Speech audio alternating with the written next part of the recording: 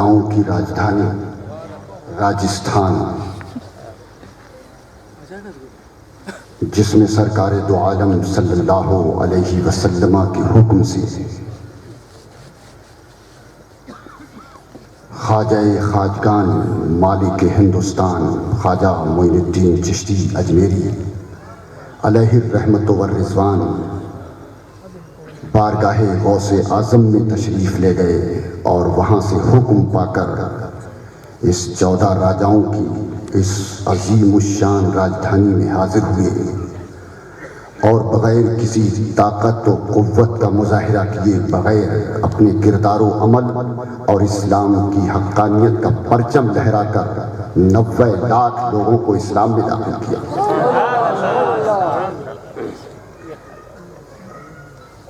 آج مجھے الحمدللہ اسی راجستھان کی اس مشہور و معروف سرزمین پر خصوصاً پیر طریقت رہبر شریعت حضرت سیدنا مولانا و فخمنا و سندنا و فضیلتنا و سماحتنا شیخ غلام حسین الجیلانی دامت برکاتہم عالیہ قدسیہ کے حکم پر اس راجستھان کی سرزمین پر حاضر ہوا۔ 28 گھنٹے کے مستقل سفر کے بعد سوجا شریف میں کم و بیش 2 گھنٹے 15 منٹ صبح بھی میں تقریر کر چکا ہوں۔ اس کے بعد پھر پیر طریقت کا حکم تھا۔ میں تو سمجھتا ہوں کہ یہ میرے لیے بڑی سعادت کی بات ہے۔ اگر سرکار کا حکم ہو تو ایک بار نہیں، انشاءاللہ العزیز یہ وہ فیضان ہے کہ جب کمی پیدا ہوتی ہے تو یہ اس بارگاہ سے آپ کا تعلق ہے۔ آپ اس عظیم المرتبت ہستی کی اولاد ہیں جسے غوث العظم کہا جاتا ہے، سیدنا شیخ عبد القادر جیلانی محی الدین کہا جاتا ہے۔ اگر اجمی ہونے کا احساس غوث اعظم کو تھا تو یہ تو علم تو ان کے گھرانے کی دین ہے۔ سرکار مدینہ نے غوث اعظم کو ایک اجمی ہونے کے بعد جو عربی زبان و ادب پر کامل مہارت اور دسترس نہیں رکھتے تھے، زبان و بیان پر پوری قدرت نہیں رکھتے تھے، چونکہ عربوں کے اندر ایک بڑی احساس یہ تھا کہ ہم عرب اور عرب کے علاوہ جتنے لوگ ہیں سب عجم۔ غوث اعظم تو تشریف لائے تھے عجم سے، گیلان سے تشریف لائے تھے، لہذا غوث اعظم کو یہ ہلکا سا احساس پیدا ہوا۔ یہ احساس ان کے جد اعلیٰ کو گوارا نہیں ہوا، انہیں گوارا نہیں ہوا۔ یہ اسی خاندان کے نیر تابع ہیں۔ غوث اعظم رضی اللہ تعالی عنہ کو جب یہ احساس پیدا ہوا تو اس دربار عالی میں جہاں کے لا کا سوال ہی نہیں ہے، سرکار مدینہ کی پوری زندگی پر اگر نظر ڈال دیجئے تو پوری زندگی میں سرکار نے لا کا استعمال ہی نہیں کیا، لا کا استعمال نہیں کیا، سوائے لا الہ الا اللہ محمد رسول اللہ میں تو لا استعمال ہوا ہے، مگر اس کے علاوہ جس نے جو مانگا مصطفیٰ نے اسے عطا کیا۔ سبحان اللہ۔ اسی لیے میں نے شاعری کے لب و لہجے میں کہا تھا کہ منبع جود و سخا ہے در اعلیٰ تیرا،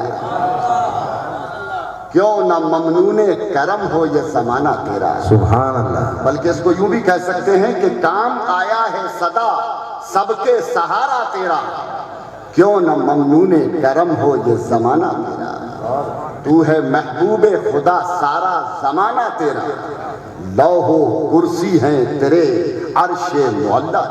سبحان اللہ۔ تو سرکار مدینہ نے اس احساس کو کس طرح کہ 7 مرتبہ اپنی اولاد کو لعاب دہن مرحمت فرمایا۔ ایک تو پڑھانے کا طریقہ ایک استاد پڑھاتا ہے اور شاگرد پڑھتا ہے، کتاب سے پڑھتا ہے، مگر دوسرا علم جو ہے وہ علم الاسرار ہے، علم الاخلاق کہیے، علم معرفت کہیے، جو نظروں سے پلایا جاتا ہے، سینے کو لگا کر پلایا جاتا ہے۔ تو مصطفیٰ نے اپنے فرزند کو کس شان سے 7 مرتبہ لعاب دہن مرحمت فرمایا، اور ابھی اور کمی مدینۃ العلم نے 7 مرتبہ اور باب العلم نے 6 مرتبہ۔ عرض کیا بابا جان یہ 6 مرتبہ کیوں؟ کہا کہ یہ ادب کا مقام ہے، ادب سے نام شہنشاہ بحرو بر لینا، زباں کو پہلے مطہر ضرور کر لینا، یہ ادب کا مقام ہے، یہ وہ بارگاہ عالی ہے۔ تو آپ کا اگر حکم ہو تو میں سمجھتا ہوں کہ 10 پروگرام اور بھی اس پوری رات میں لگا دیے جائیں تو علم تو وہ سمندر ہے، یہ نظروں سے پلاتے ہیں، زبان ہی تو ہماری ہے، علم تو آپ کے گھرانے کی چیز ہے جسے چاہا عطا کر دیا۔ کون صاحب حماد بن مسلم نے تو کسی سے پڑھا ہی نہیں تھا، کسی سے نہیں پڑھا، اور سلسلہ نقشبندیہ میں ایک خاص بات یہ بھی ہے کہ بہت سے بزرگ ایسے گزرے ہیں جنہوں نے کتاب کبھی دیکھی نہیں، مگر وقت کے جید علماء اور اپنے وقت کے مجدد بھی ان کی خدمت میں حاضر ہوا کرتے تھے۔ شاہ جی محمد شیر میاں علیہ الرحمت والرضوان، حافظ شاہ جمال اللہ علیہ الرحمت والرضوان کے خلیفہ ہیں، ان کی بارگاہ میں محدث صورتی اور اعلیٰ حضرت امام اہل سنت مجدد دین و ملت، یہ دونوں حضرات جایا کرتے تھے اس امام کے پاس جس نے کسی سے پڑھا ہی نہیں تھا۔ تو یہ خیال کبھی مت کرنا بزرگوں کے بارے میں، شہنشاہوں کے پاس، سلاطین کے پاس بیٹھو تو زبان سنبھال کر، اور بزرگوں کی خدمت میں بیٹھو تو دل کو سنبھال کر۔ توجہ ہے؟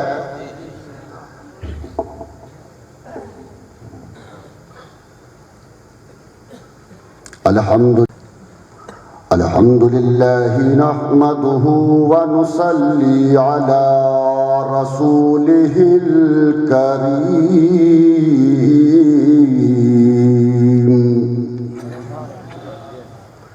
اما بعد فاعوذ باللہ من الشیطان الرجیم، بسم اللہ الرحمن الرحیم،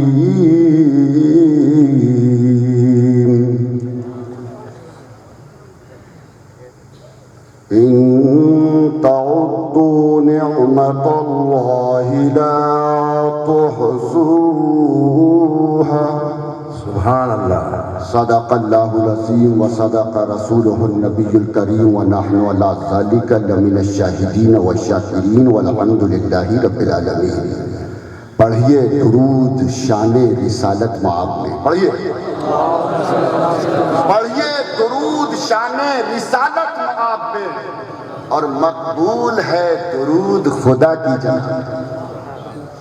کیوں پھرتے مارے مارے جہان خراب میں، سر کو اگر جھکاتے خدا کی جناب۔ دل کے اندر پہلے تم خوف خدا پیدا کرو، توجہ ہے؟ دل کے اندر پہلے تم خوف خدا پیدا کرو، آخرت کی فکر بہر مصطفیٰ پیدا کرو، آخرت کی فکر بہر مصطفیٰ پیدا کرو، اور خالد و زرار کا رنگ وفا پیدا کرو، خالد و زرار کا رنگ وفا پیدا کرو، پھر وہی جذبہ وہی پھر حوصلہ پیدا کرو، پھر وہی جذبہ وہی پھر حوصلہ پیدا کرو، اور اتباع مصطفیٰ مرتضی پیدا کر۔ اتباع مصطفیٰ وہ مرتضی پیدا کرو، زندہ رہنے کے لیے یہ سلسلہ پیدا کر۔ درس فاروق کو سمجھ کر اٹھ، اے مسلمان تجھے ہوا کیا ہے؟ درس فاروق کو سمجھ کر اٹھ، اے مسلمان تجھے ہوا کیا ہے؟ تو نے چھوڑا ہے دامن قرآن، اپنے مٹنے کا پھر گلا کیا؟ تو نے چھوڑا ہے دامن قرآن، اپنے مٹنے کا پھر گلا کیا ہے؟ ہو اقوال زریں کہ ہو پاک قرآن، ہو اقوال زریں کہ ہو پاک قرآن، یہ سب رکھ دیے ہیں سرے طاق نسیاں، یہ سب رکھ دیے ہیں سرے طاق نسیاں، یہ سب یاد تھے تو مقدر جہاں کے نظر سے بدلتا تھا مرد مسلمان، نظر سے بدلتا تھا مرد مسلمان۔ ایک بار اور درود پڑھ لیجئے، اللہم صلی علی سیدنا شفیعنا مولانا محمد علام علیہ یا رسول اللہ۔ میں ایجپٹ کی تاریخ پڑھ رہا تھا محترم حضرات، اتفاق سے شیخ عبداللہ بن محمد المصری نے میرے سامنے قاہرہ یونیورسٹی کا ایک نصاب پیش کیا کہ پروفیسر ڈاکٹر محمود صاحب آپ اس نصاب پر غور کیجیے۔ دیکھ رہا تھا اس میں علامہ شرف الدین بوصیری رضی اللہ تعالی عنہ کا کلام اس کے اندر پوئٹری میں نظم میں شامل کیا گیا تھا۔ میں نے بڑی تعجب سے کہا کہ صاحب اس پوئٹری میں تو علامہ کے زمانے میں تو اور بھی بڑے بڑے شعراء تھے، ان کے کلام کو کیوں نہیں شامل کیا؟ تو علامہ نے یہ جواب دیا تھا اس مصری عالم نے کہ ہم نے اس کلام کو جو شامل کیا ہے یہ رسول کائنات صلی اللہ علیہ وسلم کی بارگاہ میں مقبول کلام ہے، اور اس کلام پر اللہ کے پیارے رسول صلی اللہ علیہ وسلم نے ایک عظیم نعمت سے سرفراز فرمایا ہے۔ نعت رسول صلی اللہ علیہ وسلم وہ دراصل نعت بھی ہے اور درود بھی ہے، رسول کائنات صلی اللہ علیہ وسلم کی سراپا تعریف بھی ہے، انسان کی زندگی کا تحریری جائزہ بھی ہے۔ اگر علامہ بوصیری کے کلام کو میں یہ اساتذہ یہاں تشریف فرما ہے، میں ان سے گزارش کروں گا کہ بے شمار شرحیں اس کی عربی، فارسی، اردو، ہندی، بالخصوص پرشین میں علامہ جامی نے، نکلسن نے انگلش میں بعض اس کی بہت زبردست شرح تحریر کی ہے۔ میری معلومات کے مطابق 900 سے زیادہ شرحیں صرف قصیدہ بردہ شریف کی آج کی تاریخ تک میرے سامنے موجود ہیں۔ الحمدللہ پیر طریقت رہبر شریعت کا فیض و کرم ہے کہ نشاط الوردہ ترجمہ قصیدہ بردہ اس ناچیز نے بھی اس بارگاہ عظیم میں یہ شرف حاصل کیا ہے کہ اردو زبان و ادب کے اندر بڑے سادہ و سلیس ہلکے الفاظ جو عام ذہنوں کے اندر چلے جائیں، میں نے اس کو اردو زبان میں اس کا ترجمہ کیا ہے، انشاءاللہ العزیز وہ بہت جلد منظر عام پر آ جائے گا۔ ایسا قصیدہ ہے محترم حضرات۔ پھر جب میں نے اس قصیدے کو دیکھا تو کئی سوال میرے ذہن میں پیدا ہوئے۔ ہمارے پاس تو سب خزانے موجود ہیں، مگر ہم تو دوسروں کے دروازوں پر مانگتے پھر رہے ہیں، کیوں صاحب؟ ہمیں تو در رسول سے کیسے ملے، نعمت کو ہم اپنے آقا سے کیسے حاصل کریں؟ تو بہترین ذریعہ ہے کہ بارگاہ مصطفیٰ میں درود و سلام کا نذرانہ پیش کرو، بہترین ذریعہ۔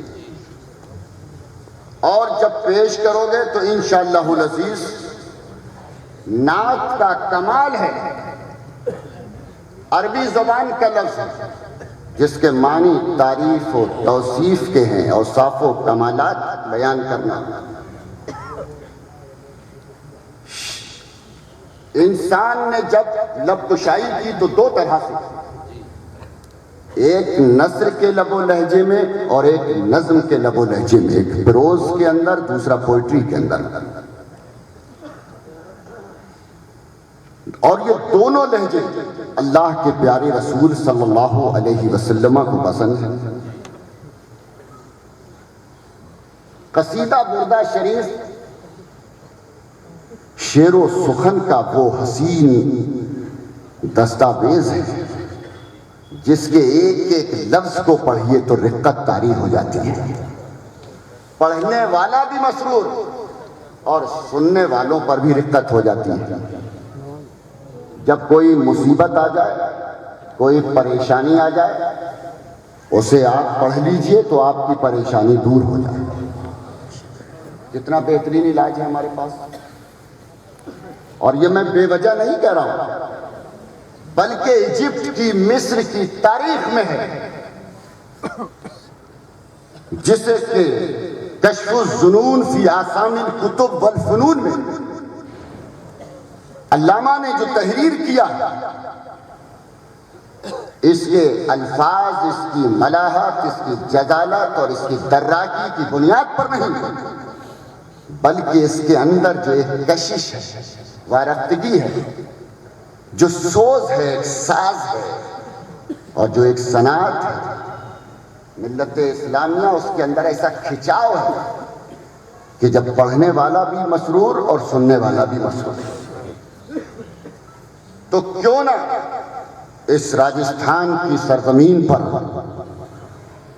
پیر طریقت کی سرپرستی میں اس مبارک کو مسعود قصیدے کے دو شعر پڑھ دیے جائیں۔ علامہ شرف الدین بوصیری رضی اللہ تعالی عنہ بہت جید عالم دین،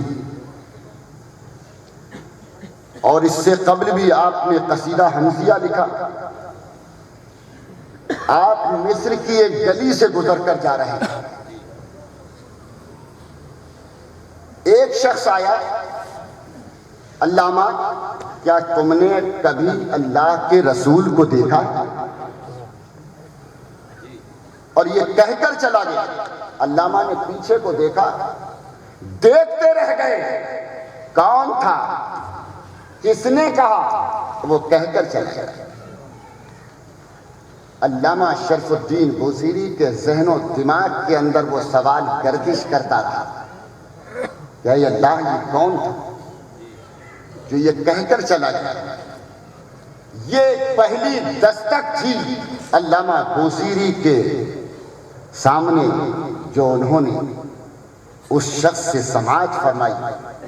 اس کے بعد میں وہ جنون آپ کے ذہن و دماغ کے اندر پیدا ہونا شروع ہو گیا۔ اچانک ان کے جسم پر فالج کا حملہ ہو گیا، اور فالج جب گر جاتا ہے تو جسم کا وہ حصہ جس پر فالج گرتا ہے بھرپور ڈسٹرب ہو جاتا ہے، بیکار ہو جاتا ہے۔ علامہ کے آگے جسم پر فالج گر گئے۔ اب بڑے بڑے لوگوں کو دکھایا گیا، مصر میں بڑے بڑے حکماء اور اطباء موجود تھے، مگر کسی بھی حکیم نے ایسا کوئی نسخہ نہیں دیا کہ جس سے کہ یہ مرض درست ہو جائے۔ جب تمام دروازوں کو کھٹکھٹایا گیا تو کسی دروازے سے کوئی امید حاصل نہیں ہوئی۔ آخر میں سرکار دو عالم نور مجسم صلی اللہ علیہ وسلم کی بارگاہ میں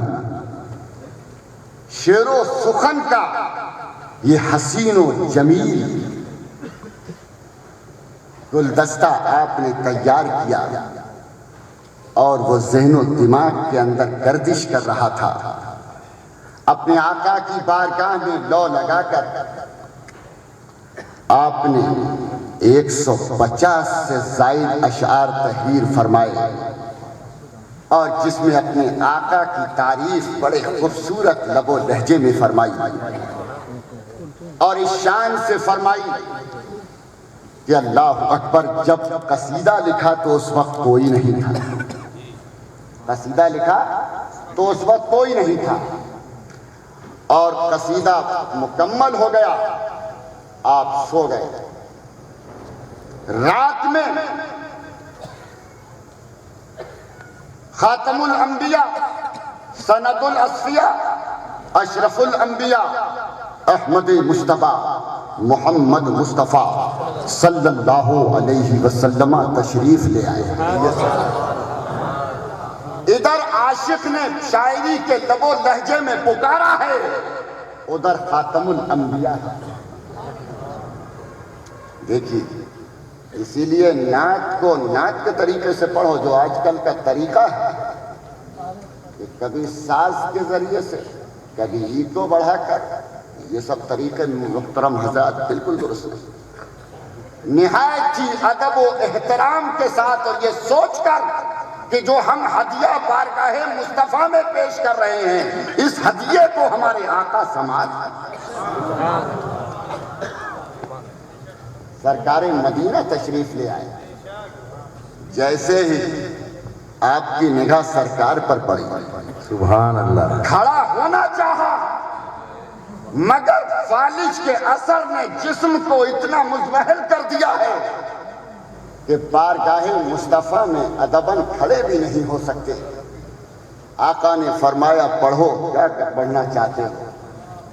ملت اسلامیہ اپنی آقا کی بارگاہ میں جو قصیدہ پیش کیا اس کے چند اشعار سماعت فرمائے.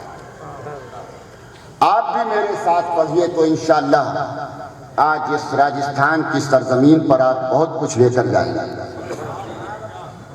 مولاي صل وسلم دائما ابدا، مولاي صل وسلم دائما ابدا على حبيبك خير الخلق كلهم محمد سید الکونین والثقلین، محمد سید الکونین والثقلین والفریقین من عرب ومن عجم. مولاي صل وسلم دائما على حبيبك خير الخلق كلهم. هو الحبيب الذي ترجى شفاعته لكل هول من الأهوال مقتحم. مولاي صل وسلم دائما ابدا على حبيبك خير الخلق كلهم. اس کے بعد میں علامہ بوصیری نے پھر ارشاد فرمایا کم ابراء وسبا باللمس راحته. یا رسول اللہ کم ابراء وسبا باللمس راحته واقتفت اربا من لمحة اللمم. مولاي صل وسلم دائما ابدا على حبيبك خير خلق كلهم یا رسول اللہ آپ کے دست مبارک نے کتنوں کو بے جان چیزوں کو درست فرما دیا ہے. یا رسول اللہ اپنے مقدس و پاکیزہ ہاتھ کو میرے اس جسم پر لگا دیجئے تاکہ یہ میرا جسم درست ہو جائے. ابھی ابھی چشم فلک نے یہ نظارہ دیکھا کہ علامہ بوصیری نے کم ابران و سبن باللمس راحتہ کہا ہے، اور یہ کہا ہے سرکار مدینہ کی رحمت کو جوش آ گیا اور سرکار نے اپنا دست مبارک اور وہ دست مبارک جو مولائے کائنات کے چشم اقدس کو لگا دیا تو آنکھیں درست. سبحان اللہ. ابن عتیق کی ٹوٹی ہوئی پنڈلی پر مصطفیٰ نے اپنا دست مبارک لگا دیا تو ٹوٹی ہوئی پنڈلی درست ہو گئی. سبحان اللہ. حضرت قتادہ کی آنکھ جو دشمن کے تیر سے باہر نکل گئی تھی مصطفیٰ نے اپنے دست مبارک سے آنکھ کے اس ڈیلے کو لے کر آنکھ میں لگا دیا تو آنکھ درست ہو گئی. ابو جہل جو کنویں کے اندر گر گیا تھا سینکڑوں میٹر رسی ڈالی گئی مگر ابو جہل کنویں سے نہیں نکلا. مگر جب نہیں نکلا دوستوں نے نکالنا چاہا فنادا ابو جہل انمسو الی محمد واتونی بہ لا یخلصنی احد دونہ. یعنی اے میرے دوستو تم چلو نا سرکار مدینہ کے پاس میں چلے جاؤ اور ان سے کہنا کہ ابو جہل کنویں میں گر گیا. کنواں بنایا تھا سرکار کے لیے، بنایا تھا سرکار دو عالم کے لیے، اور اس کنویں کو بنا کر اس نے اس پر کچھ گھاس پھوس ڈال دیا تھا اور اس نے یہ سوچا تھا کہ میں سرکار مدینہ کو کسی طرح سے بلاؤں گا اور اس کے بعد میں اس کنویں کے اندر وہ خود چلے جائیں گے تو قصہ ختم ہو جائے گا. مگر اسے یہ نہیں معلوم تھا چاہ کنرا چاہ درپیش، کنواں کھودنے والے کے لیے کنواں ہوتا ہے. جیسا کرو گے ٹٹ فار ٹیٹ، جیسا کرو گے ویسا تم بھرو گے. جماعت دین و تدان، جیسا کرو گے ویسا بھرو گے. ملت اسلامیہ بنایا تو تھا سرکار کے لیے مگر سرکار مدینہ کی طرف جا رہا ہے، کبھی دائیں جا رہا ہے کبھی بائیں جا رہا ہے، اور اس میں یہ بھول گیا کہ میں نے جو کنواں بنایا ہے وہ میرے سامنے ہے اور وہ کنویں کے اندر ہے. جب گر گیا تو دوستوں نے رسی ڈالی، کہا کہ مجھے نکالو، نہیں نکلا. رسی ڈالی، ابو جہل اور کنویں کے اندر چلا گیا. اس کے بعد میں دوستوں سے کہا ذرا رسی کو جوڑ دو. رسی کو جوڑا گیا، رسی کو نیچے ڈالا گیا تو ابو جہل اور اندر چلا گیا. جتنی رسی کو لمبا کیا ابو جہل اتنا ہی نیچے. فنادا ابو جہل انمسو الی محمد. دیکھیے دشمن مصطفیٰ سے رحمت کی بھیک مانگ رہا ہے، رحمت کی بھیک مانگ رہا ہے. اور یہ وہ دربار عالی ہے جو صورت دیکھ کر بھیک نہیں دیتا بلکہ آپ کا رحمت کا دربار تو سب کے لیے ہے. ہندو ہو، مسلم ہو، سکھ ہو، عیسائی ہو، کمیونسٹ ہو، جینش ہو، بودھسٹ ہو، کوئی کسی خطے کا ہو، کسی حصے کا ہو، کسی وادی کا ہو، کسی ملک کا رہنے والا ہو، سب کے لیے ہے. یہ صورت دیکھ کر بھیک نہیں دی جاتی ہے بلکہ یہ رحمت تو سب کے لیے ہے. ایک ادنا سی چیز بھی مصطفیٰ کو پکارے گی تو اس کے لیے. دوست گئے کہا یا رسول اللہ ابو جہل کنویں میں گر گیا ہے. دیکھیے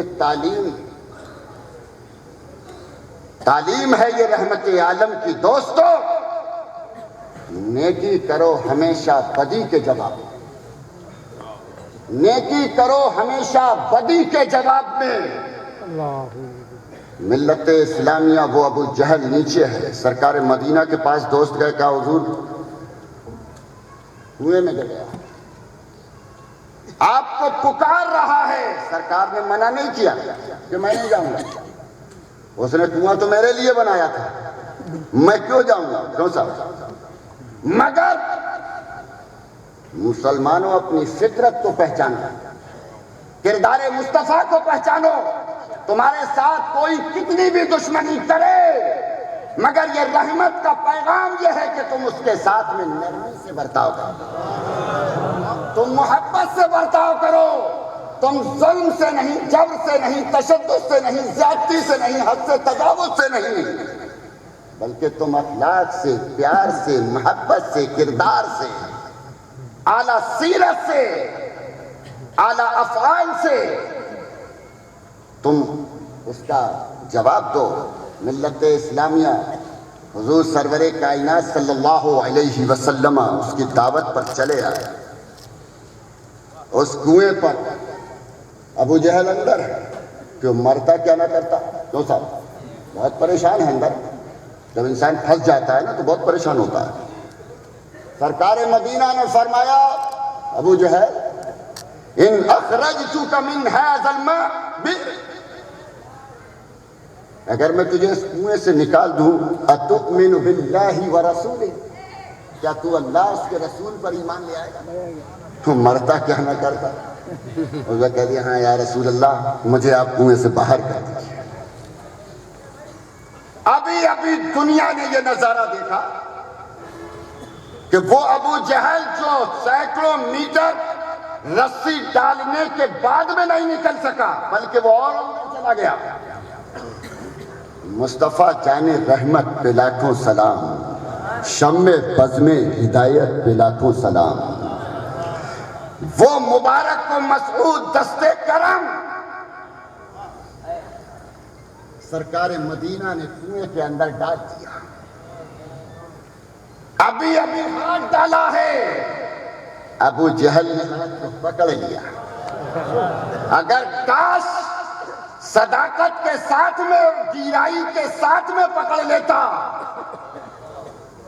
اور بصیرت سے اگر دیکھتا تو مصطفیٰ کے ہاتھ سے ہاتھ لگ جائے، کیوں سر؟ اور وہ جہنمی جب تاریخ اس بات پر گواہ ہے کہ مکہ معظمہ کے اندر فتح مکہ کے دن مصطفیٰ جان رحمت ایک مشرکہ کے مکان سے پیٹھ لگائے ہوئے ہیں، اور وہ مشرکہ بغض و حسد کی بنیاد پر اس نے اپنے دروازوں کو بند کر لیا تاکہ مصطفیٰ کی آواز اس کے کانوں کے اندر نہ پہنچے۔ مگر رب کو یہ گوارا نہیں ہوا کہ جس کے مکان سے مصطفیٰ کی پیٹھ لگ جائے اب وہ جہنم کے اندر جائے۔ اللہ اکبر۔ حضرت جبرائیل امین تشریف لائے، ان اللہ یقرئوک السلام، اللہ تعالیٰ آپ کو سلام بھیج رہا ہے کہ آپ کی پیٹھ جس کے مکان سے لگ گئی ہے اللہ کو یہ گوارا نہیں ہے کہ وہ اب جہنم کے اندر جائے۔ ملت اسلامیہ وہ عورت یکا یک اوپر سے اتر کر نیچے اور نیچے آئی ہے بغیر کوئی جبر تو نہیں ہوا، ارے زور سے بولو، کوئی تشدد تو نہیں ہوا، کوئی زبردستی تو نہیں کی، بلکہ مصطفیٰ کے حسن اخلاق اور آپ کی اعلیٰ کردار کی بنیاد پر مصطفیٰ کے قدموں پر گئے اور اس نے بلند آواز سے پڑھ لیا لا الہ الا اللہ محمد رسول اللہ۔ سبحان اللہ۔ علامہ شرف الدین بوصیری رضی اللہ تعالی عنہ نے جیسے ہی بارگاہ مصطفیٰ میں لو لگائی ہے، سرکار مدینہ کی رحمت کو جوش آ گیا اور خواب کے اندر اپنا دست مبارک علامہ بوصیری کے جسم پر، سبحان اللہ۔ ابھی ابھی جسم بیکار تھا اور جب مصطفیٰ کا دست مبارک لگ گیا تو جسم درست ہو گیا۔ سبحان اللہ۔ نعرہ تکبیر، نعرہ۔ خواب میں درست ہو گیا۔ میرے آقا نے اس نعت پڑھنے پر خواب میں ہی ملک یمن کے ایک اعرابی نے بارگاہ مصطفیٰ میں ایک چادر پیش کی تھی اور بہت خوبصورت چادر تھی ملت اسلام۔ اس چادر کو خواب میں ہی جو دوش مصطفیٰ پر تھی اسے مصطفیٰ نے علامہ شرف الدین بوصیری کو عطا فرمایا۔ جب صبح کو مؤذن نے اذان دی، اللہ اکبر اللہ اکبر، جب رات کو بوسیری سوئے تھے تو جسم بیکار تھا، اب مؤذن نے اذان دی ہے تو بوسیری کھڑے ہو گئے۔ سبحان اللہ۔ سرانے دیکھا تو چادر رکھی، چادر لی، اس چادر کو اپنے دوش پر ڈال لیا، مسجد کی طرف روانہ ہو گئے۔ دیوانے کی نظروں کو جہاں دیکھ رہا ہے اور دیوانہ خدا جانے کہاں دیکھ رہا ہے۔ بہت خوب۔ قطب الاقطاب سیدنا شیخ ابو الرجا رضی اللہ تعالی عنہ، یہ اللہ تبارک و تعالی نے بھی خاتم الانبیاء کے بعد میں اس تمام دنیا کا نظام تو ان نورانی ہستیوں کے ذمے کیا ہے۔ کسی کے ذمے عراق کا نظام، کسی کے ذمے ملک شام کا نظام، اور کسی کے ذمے خلیج کا نظام۔ کسی عبداللہ حرار کو بھیجا کہ جاؤ قزاقستان اور آذربائیجان اور ملک رشا سب تمہارے تحت ہے، سب تمہارے تصرف میں رہے گا۔ اور ملت اسلامیہ غوث اعظم کی اولاد کو بھیجا تو صرف ایک خطے کے لیے نہیں، بلکہ یہ وہ پیغام ہے، یہ وہ نورانی ہستیاں ہیں جو صرف بھارت کے ایک ایک حصے میں نہیں بلکہ یہ تو تمام دنیا کے حصوں میں تشریف۔ بے شک بے شک، حق۔ ہمارے بھارت کو یہ سعادت حاصل ہے۔ میری معلومات کے تحت سیدنا شیخ عبد الوہاب رضی اللہ تعالی عنہ فرزند اکبر سیدنا شیخ عبد القادر جیلانی بغدادی رضی اللہ تعالی عنہ، سیدنا خواجہ معین الدین چشتی رحمت اللہ تعالی علیہ کے ساتھ ہندوستان کی سرزمین پر تشریف لائے، اور اسی طرح سرکار غوث اعظم کی اولادوں میں سیدنا شیخ عبد الرزاق رضی اللہ تعالی عنہ کی اولاد پورے بھارت میں، کوئی دہلی کے اندر، کوئی رامپور کے اندر، اور کوئی اس راجستھان کی سرزمین کے اوپر سوجا شریف کے اندر۔ سبحان اللہ۔ یہ اولاد غوث اعظم ہیں جنہیں ایک مشن کے تحت اس کار نبوت کے لیے، ملت اسلامیہ کی صلاح و فلاح و رشد و ہدایت کے لیے جو کارنامہ پہلے انبیاء انجام دیتے تھے، اب یہ کار نبوت کا سلسلہ ان بزرگوں سے چلے گا۔ سبحان اللہ۔ سبحان اللہ۔ اس لیے دنیا کے تمام خطوں میں ان کو علاقے دے دیے گئے، اور ہم سے کہہ دیا گیا کہ اذا تحیرتم فی الامور فاستعینوا باصحاب القبور، جب تم اپنے معاملات میں الجھ جاؤ، جب پریشان ہو جاؤ، دنیا کے سب دروازے بند ہو جائیں، مگر ایک اللہ کے ولی کا دروازہ کھلا ہے، جو کام اصل کرے گا وہی اس کا نائب بھی وہی کام۔ غوث اعظم کے پاس میں چلے جاؤ، جو کام اصل کرے گا وہی اس کا نائب کرے گا۔ میں عرض کر رہا تھا سیدنا شیخ ابو الرجا رضی اللہ تعالی عنہ ادھر علامہ بصیری مسجد کی طرف، ادھر علامہ سیدنا شیخ ابو الرجا رضی اللہ تعالی عنہ سامنے سے آئے، کہا بوسیری، توجہ ہے، یہ بزرگوں کا معاملہ، کہا بوسیری ہمیں وہ قصیدہ سناؤ جو رات تم نے اللہ کے رسول کو سنایا۔ سبحان اللہ۔ سبحان اللہ۔ بہت خوب۔ ہمیں وہ قصیدہ سناؤ۔ علامہ بوسیری نے کہا کہ اے اللہ، قصیدہ لکھا تھا تو کوئی نہیں تھا، قصیدہ سنایا تو کوئی نہیں تھا، یہ صرف یہ واردات قلب میں گزر رہی ہے، اور اللہ کا ولی قلب پر حکومت کرتا ہے۔ سیدنا شیخ رجا نے فرمایا بوسیری تم یہ سوچ رہے ہو، میں وہاں موجود نہیں تھا، میں تمہیں وہ مصرع بتا رہا ہوں، جب تم نے وہ قصیدے کا مصرع پڑھا ہے امن تذکر جیرانی بزی سلمی. جب تم نے پڑھا تھا تو سرکار مدینہ تمہارے اس قصیدے کو سن کر ایسے جھوم رہے تھے جیسے کہ باد صبح کی بنیاد پر پھلدار درخت کی ٹہنی جھوما کر. سبحان اللہ سبحان اللہ. بہت خوب. یہ شان تھی ملت اسلامیہ. علامہ بوصیری رضی اللہ تعالی عنہ کی کلام تھی. جب کہا ہے تو کہا تو اب راز تو کھل گیا. کہا کہ اب سنا دو. پھر آپ نے اپنا قصیدہ سنایا. قصیدے کی اتنی شہرت ہو گئی, خصوصاً کسی کی آنکھ خراب ہو گئی, آنکھ سے کم دکھتا ہے. وزیر مہلوی کی آنکھ خراب, کہا کہ آنکھ کسے دکھائی جائے.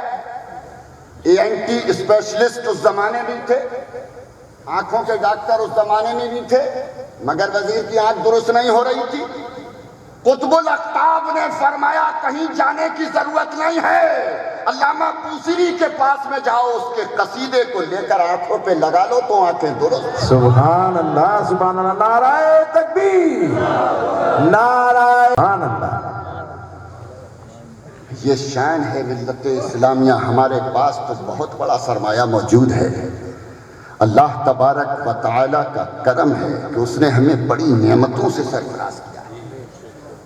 اگر اس کی نعمتوں کو تم شمار کرنا چاہو تو اس کی نعمتوں کا احاطہ نہیں کر سکتے. اتنی نعمتیں ہمیں عطا کی گئی ہیں, اور سب سے بڑی نعمت سرکار مدینہ صلی اللہ علیہ وسلم کی ذات گرامی ہے. سرکار مدینہ تشریف لائے, دنیا کا ہر علم ہمیں مل گیا. سرکار مدینہ تشریف لائے, ہمیں قرآن کی نعمت مل گئی. اور جب قرآن مل گیا تو ہمیں سارے علوم و فنون کا خزانہ مل گیا. ہمیں سارے علوم کا خزانہ مل گیا. امام شافعی رضی اللہ تعالی عنہ کا قرآن فہمی کے بعد میں ان کا یہ دعوی عظیم ہے کہ اے لوگوں, تم قرآن صرف پڑھتے ہو سمجھتے نہیں ہو.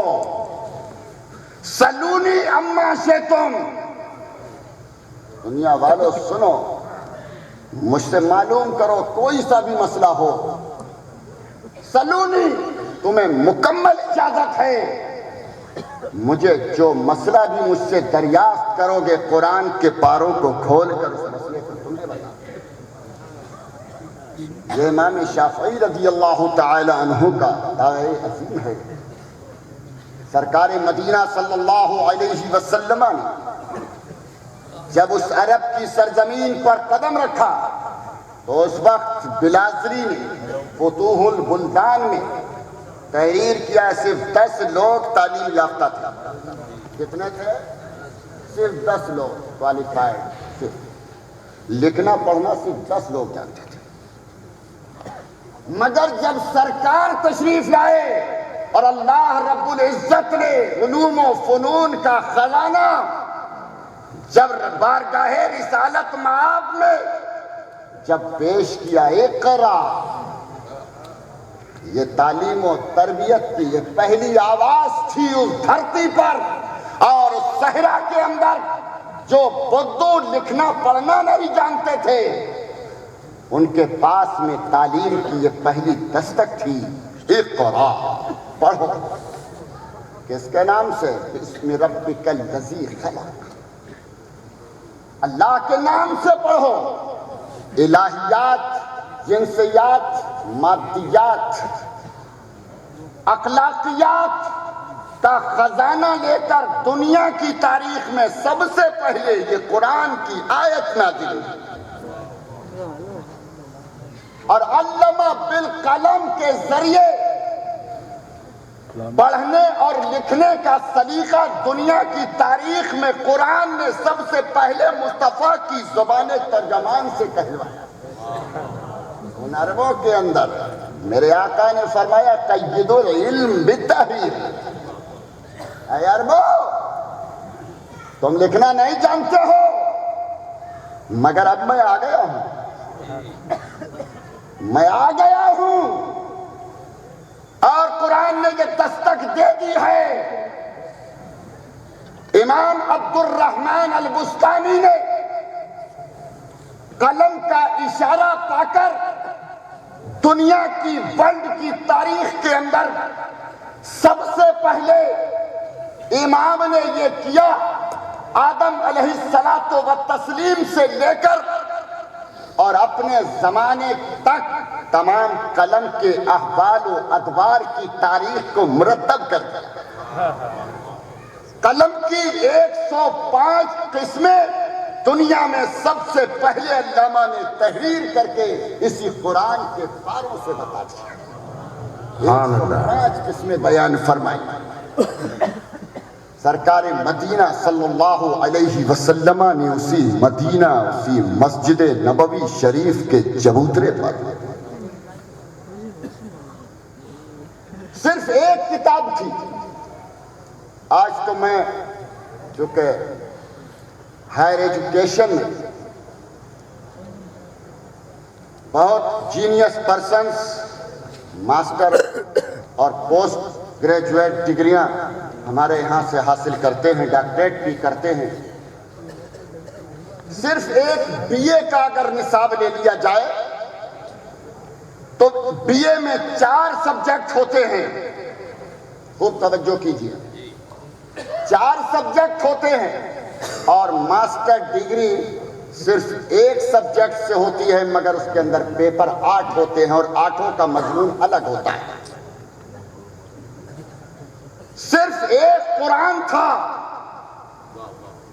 آج تحقیقات کے بعد مختلف سبجیکٹ صرف بی اے کے لیے اور ماسٹر ڈگری کے لیے، مگر دنیا کے اندر اس وقت جس وقت علوم و فنون کا نام بھی نہیں تھا، صرف ایک کتاب تھی اور ایک معلم انسانیت جناب محمد الرسول اللہ صلی اللہ علیہ وسلم، صرف ایک کتاب ہے۔ اور شان کیا ہے، آج تو مدرسوں کا یہ عالم ہے، خوبصورت اور حسین ترین عمارتیں ہوتی ہیں۔ سوجا شریف کا مدرسہ صدیقیہ دیکھ لیجیے، الحمدللہ، جس کی پرشکو عالی شان اس صحرائے راجستھان کے اندر یہ جامعہ صدیقیہ امت مسلمہ کو پکار پکار کر کہہ رہا ہے، یہی وہ مدرسہ ہے جس نے سب سے پہلے دنیا کو تعلیم و تربیت کی طرف راغب کیا ہے۔ اسی تعلیم کی بنیاد پر انسان کو ترقی ملے گی۔ انسان یہ سوچے کہ ہم دنیاوی علوم و فنون پر دسترس اور ید طولہ حاصل کرنے کے بعد میں فوقیت حاصل کر لے تو ایک پرندہ کھڑا ہو جائے گا، ایک پرندہ، ایک جانور، معمولی سا جانور جو مکڑی ہے، مکڑی کھڑی ہو جائے گی۔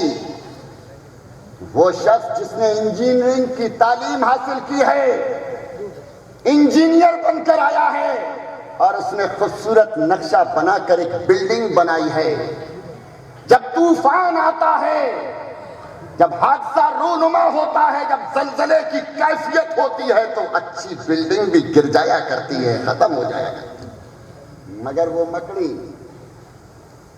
اللہ تبارک و تعالی نے بھی اسے سول انجینئر بنایا ہے۔ وہ دعوے دار ہو جاتی ہے اور اپنا خوبصورت گھر ایک درخت پر بناتی ہے کہ انجینئر سن، میرا بنایا ہوا مکان کیسے ہی طوفان آ جائے، کیسے ہی حوادث آ جائے، کیسے ہی برق رفتار ہوائیں آ جائے، زمین متزلزل ہو جائے، زلزلوں کی کیفیت وارد ہو جائے، مگر میرے مکان کو کوئی نقصان نہیں ہوتا، تیری بنائی ہوئی بلڈنگ تو کھس جاتی ہے، لہذا تیرا یہ دعویٰ بیکار ہے۔ اگر کوئی پولیٹیکل سائنس میں اگر مہارت کا دعویٰ کرے تو ایک معمولی سی شہد کی مکھی کھڑی ہو جائے،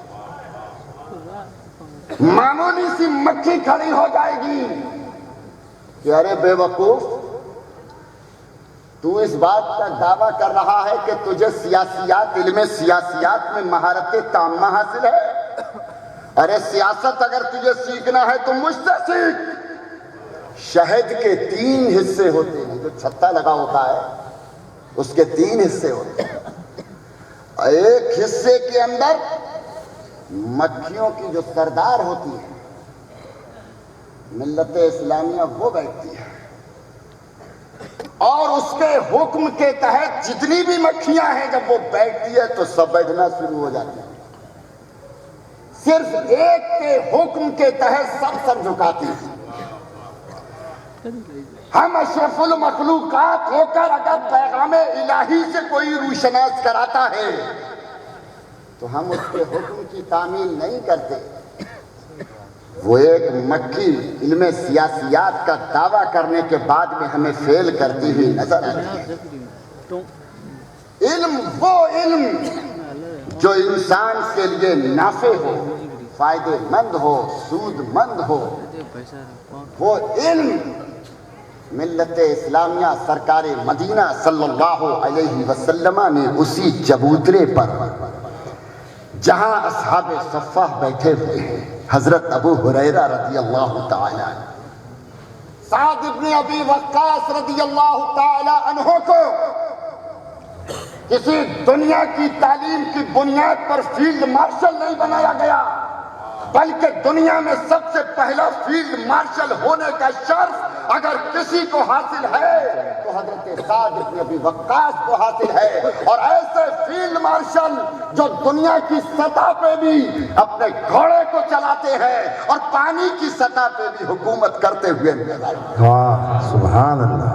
10 तो 10 दरिया भी न छोड़े हमने, बहरे जुल्मात में दौड़ा दिए घोड़े हमने।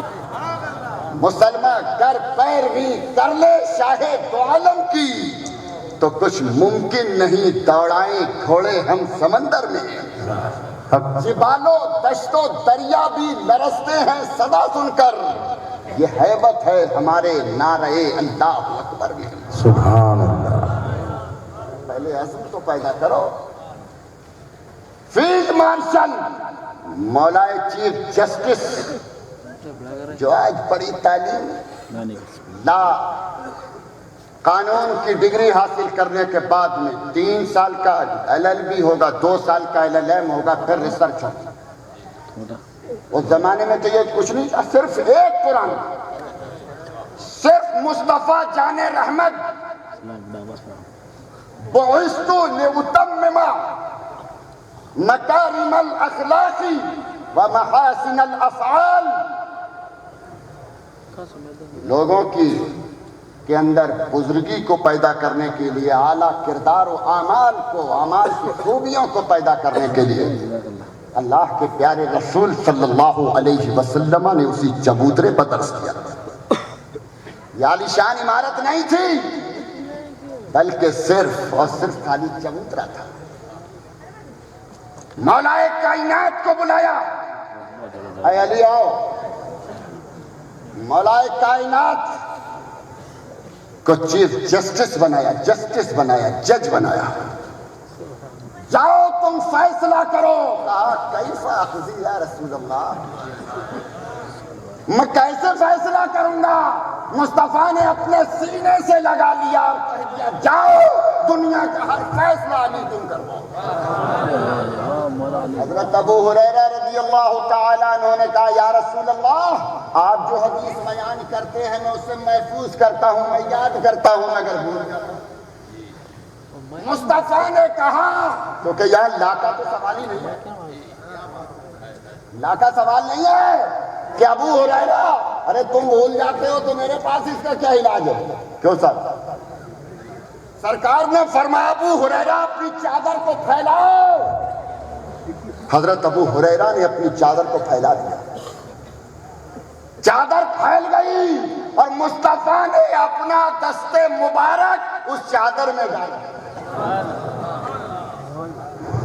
हजरत अबू हुरैरा रज़ी अल्लाह ताला अन्हु इरशाद फरमाते हैं مصطفیٰ کا دست کرم جب چادر میں پڑ گیا تو قسم خدا کی میں کبھی علم حدیث کو فراموش نہیں کیا. سبحان اللہ. بہت خوب. خالی چادر میں مصطفیٰ کا دست مبارک پڑ جائے تو علم و ادب کا خزانہ جسے چاہے نواز دے. اور یہ کرم سرکار مدینہ کا کیسا کرم ہے خدا کی پسند ہے. آج دنیا یہ راجستھان ہے, توجہ ہے, راجستھان کی بلند ترین پہاڑیاں یہ دعوت دے رہی ہے. میں صبح سے تقریباً میں نے جو سفر کیا ہر 10 قدم پر ایک بلند پہاڑی, علامہ کے صدیق صاحب کے ساتھ میں تھا, بلند پہاڑی برابر پوچھتا چل گیا. چونکہ سائنس سے میرا تعلق رہا ہے, جب کوئی مسئلہ آتا ہے تو علم ارضیات پر میں گہرائی سے سوچنے لگا تھا. یہ زلزلے کیوں پیدا ہوتے, یہ زمین کیوں تھر تھرا جاتی ہے؟ تو ملت اسلامیہ میری عقل نے فوراً کہا غور کرو. قرآن پر غور کرنے لگا کہ جو قرآن جامع العلوم ہے, ارے قرآن یہ بتا کہ یہ بلند پہاڑ یہ کس بات کی دعوت دے رہے ہیں. تو قرآن نے پکار کر کہا, ارے ڈاکٹر محمود حسین, یہ جو دعوت دے رہے ہیں وَجَعَلْنَا فِي الْأَرْضِ رَوَاسِيَ أَن تَمِيدَ بِهِمْ. جب اللہ تبارک و تعالیٰ نے زمین کو پیدا کیا, میں سائنس اینڈ ٹیکنالوجی کی روشنی میں گفتگو کر رہا ہوں, تو یہ آگ کا ایک گولا تھا. زمین کیا تھی؟ آگ کا گولا تھی. اور اس زمین کے اندر تھر تھراہٹ تھی, کپ کپا رہی تھی, پوری طرح سے کانپ رہی تھی. کیوں؟ اس زمین کے اندر لاوا ہی لاوا ہے, اور گرم لاوے پر یہ زمین لنگر انداز ہے. اور جب بھی یہ لاوا جب اوپری سطح پر آتا ہے تو زمین کا توازن بگڑ جایا کرتا ہے. جب زمین کے اندر لاوا اوپر کو آئے گا تو لاوا دائیں طرف آئے گا اور بائیں طرف آئے گا, اور جب یہ دونوں طرف آئے گا تو پورا بر اعظم کھسک جائے گا. 3.5 سینٹی میٹر بر اعظم ایشیا اس لاوے کے اوپر آنے کی بنیاد پر دونوں طرف بڑھ جاتا ہے. تو زمین کا سائز بڑھ جاتا ہے اور سمندر پیچھے چلا جاتا ہے. یہ تو سائنس کہہ رہی ہے. اللہ تبارک و تعالی نے جب اس زمین کو پیدا کیا تو یہ آگ کا گولا تھی, اس میں تھر تھراہٹ تھی. اس کی تھر تھراہٹ کو روکنے کے لیے رب تبارک و تعالی نے اس زمین پر پہاڑوں کو بنایا.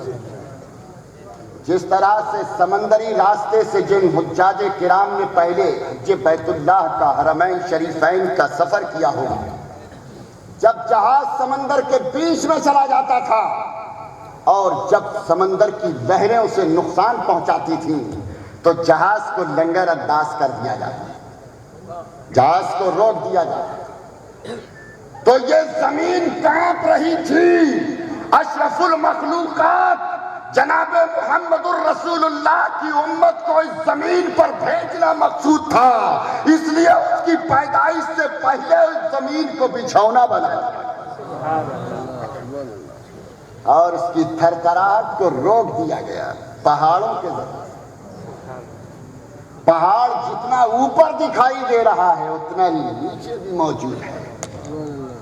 اب جب ہم فطرت کے تحت جتنا زمین کی گہرائی میں ہے اتنا ہی اوپر ہے, اور جب ہم اس نیچر کے ساتھ فطرت کے ساتھ ہم جب کھلواڑ کریں گے, اس کو تراش خراش کریں گے, تو قرآن نے دوسرا مفہوم بھی بتا دیا, اذا زلزلت الارض زلزالہا.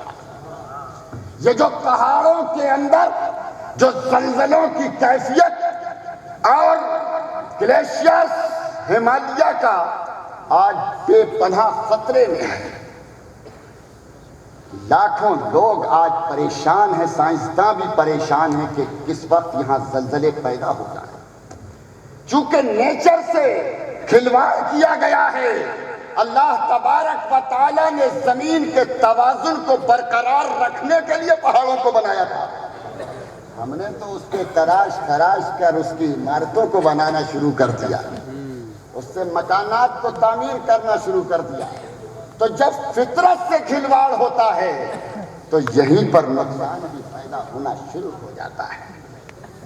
ملت اسلامیہ، اللہ تبارک و تعالیٰ نے ہمیں کتنی نعمتوں سے سرفراز فرمایا، اس کا کتنا فضل و کرم ہے کہ اس نے جناب محمد الرسول اللہ صلی اللہ علیہ وسلم کی کیسی عظیم نعمت عطا فرمائی. سرکار نہ آتے تو پورا دین فطرت کا جو ایک سسٹم ہے یہ ہمارے سامنے نہیں موجود ہوتا. یہ جو آج سسٹم زندگی گزارنے کا جو سسٹم ہے اور جو ہم نے جو اختیار کر رکھا ہے، یہ دونوں چیزوں میں بہت بڑا تضاد ہے. ملت اسلامیہ، امت میں مصطفیٰ کی گنے کیسے آپ کو غیروں سے ملتی جلتی ہے صورت جناب کی. نصرانیوں کے رنگ میں ڈوبے ہوئے ہیں ہم. تعلیم کیا یہی ہے رسالت مآب کی؟ نہ ہمیں کھانے کا طریقہ معلوم. کھانے کے لیے بیٹھیں گے تو ہمیں یہی پتہ نہیں ہے کہ کھانے کا طریقہ کیسے. سنت مصطفیٰ کیا ہے؟ ارے اسرائیل نے آج ہمارے ساتھ میں تحقیق کرنے کے بعد میں ہمارے ریفارمر جناب محمد الرسول اللہ صلی اللہ علیہ وسلم کی ایک ایک سنت پر آج ریسرچ کرنے کے بعد میں اس کے خلاف قانون پیدا کر دیا. اور جو امت محمد صلی اللہ علیہ وسلم کو مصطفیٰ کے نقش قدم پر چلنا چاہیے تھا، آج وہ یہودیوں کے راستے پر چل پڑے. مسلمان کے گھر آج اسٹینڈنگ میں کھانا شروع ہو گیا ہے. کیوں صاحب؟ کبھی غور کیا؟ یہ علماء کرام آج منع کر رہے ہیں اسٹینڈنگ میں کھانا مت کرو. نبی کی سنت کے خلاف ہے. نبی کی سنت یہ ہے کہ پہلے دسترخوان کو بچھانا. دسترخوان کی کیا اہمیت ہے؟ جس گھر میں دسترخوان کو بچھا دیا جاتا ہے، اسرائیلیوں نے تو سوچا کہ یار یہ دسترخوان کے تو بڑے فوائد ہیں، لہذا مسلمان کو اس سنت سے دور کر دو. دسترخوان جب مومن کے گھر میں بچھ جاتا ہے تو اس کے گھر کی روزی کبھی تنگ نہیں ہوتی. یہ میں نہیں کہہ رہا ہوں. دسترخوان بچھاؤ گے تو روزی میں وسعت پیدا ہو جائے گی. حضرت انس ابن مالک رضی اللہ تعالی عنہ ارشاد فرماتے ہیں، جب سرکار مدینہ صلی اللہ علیہ وسلم جب کھانا استعمال کرتے تھے تو دسترخوان بچھایا جائے، اور سرکار دو عالم صلی اللہ علیہ وسلم اس دسترخوان سے کبھی کبھی اپنے دست مبارک کو بھی ٹچ کر لیا کرتے تھے، کپڑے کو، کبھی اسے اپنے منہ پر بھی لگا لیا کرتے تھے. توجہ ہے؟ کبھی منہ پر بھی لگا لیتے تھے. حضرت انس ابن مالک رضی اللہ تعالی عنہ نے ایک دن دسترخوان مگا کر اسے تنور میں ڈال دیا. تنور میں ڈال دیا. آگ کی خاصیت ہے جلانا. کیوں صاحب؟ ارے زور سے بولو. ارے یہ تو بے جان چیز ہے. کپڑا تو بے جان چیز ہے، دسترخوان تو بے جان چیز ہے، مگر دسترخوان نبی کو پہچانتا ہے. نبی دسترخوان کو پہچانتے ہیں. وَمَا أَرْسَلْنَاكَ إِلَّا رَحْمَةً لِّلْعَالَمِينَ، عالمین میں تو یہ بھی شمار ہے. کیوں صاحب؟ رسول کی رحمت تو اس پر بھی ہے. دسترخوان آگ میں ڈال دیا اور تنور سے نکالا گیا اور اس کو جھاڑ دیا گیا تو صحیح و سلامت ہے. سبحان اللہ سبحان صحابہ اللہ. نے پوچھا اے انس ذرا یہ تو بتاؤ یہ تم نے آگ میں ڈال دیا اور اسے آگ نے اسے جلایا نہیں, کیا وجہ ہے؟ کہا کہ جس پر اللہ کے پیارے رسول صلی اللہ علیہ وسلم کے لب لگے ہو, دست مبارک لگا ہو, آگ کی یہ طاقت نہیں ہے کہ اس دسترخوان کو جلائے.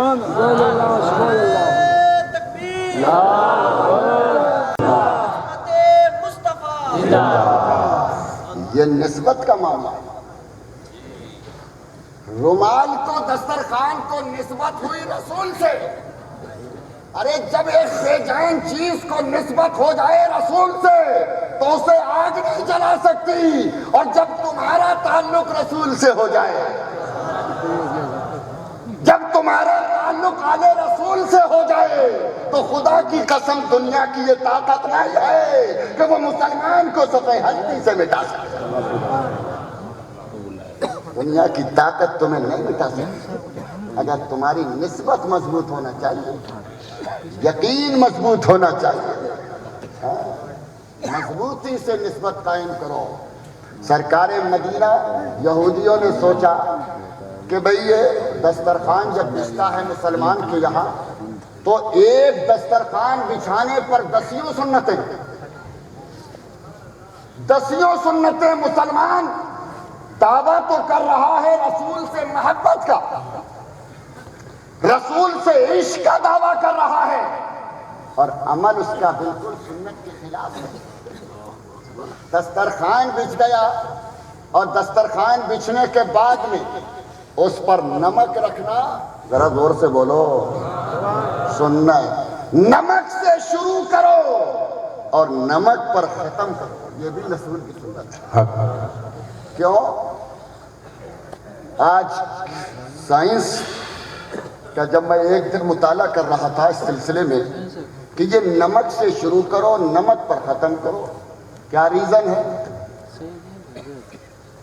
سالٹ سے شروع کرو سالٹ پر ختم کرو. پروفیسر بوکائیے نے اس پر اپنے انکشافات کچھ دیے. اس نے کہا کہ یہ وجہ کیا ہے کہ سرکار نے نمک سے شروع کرنے کے لیے حکم دیا اور نمک پر ختم کرو.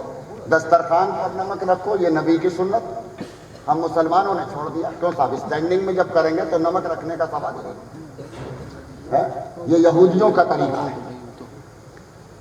نمک رکھو گے کہ نہیں رکھو گے؟ اب ارے زور سے بولو, دسترخوان بچھاؤ گے کہ نہیں بچھاؤ گے؟ نمک جب پہلے شروع کریں گے کھانے سے پہلے تو وہ ہمارے ہاضمے کو بہتر بنائے. یہ میں نہیں کہتا, یہ میرے رسول کا فرمان ہے. عذیب الطعام, اور جب کھانا کھانے سے پہلے تم کیا کرو گے؟ آج کا جو پڑھا لکھا طبقہ ہے وہ کچھ پیپر لا کر رکھ لیتا ہے. رکھ لیتا نہیں رکھ لیتا ہے؟ ارے بولو, رکھ لیتا ہے. اور تمہارے نبی کی سنت کیا ہے؟ ہاتھ دھونا. برکت الطعام الوضو.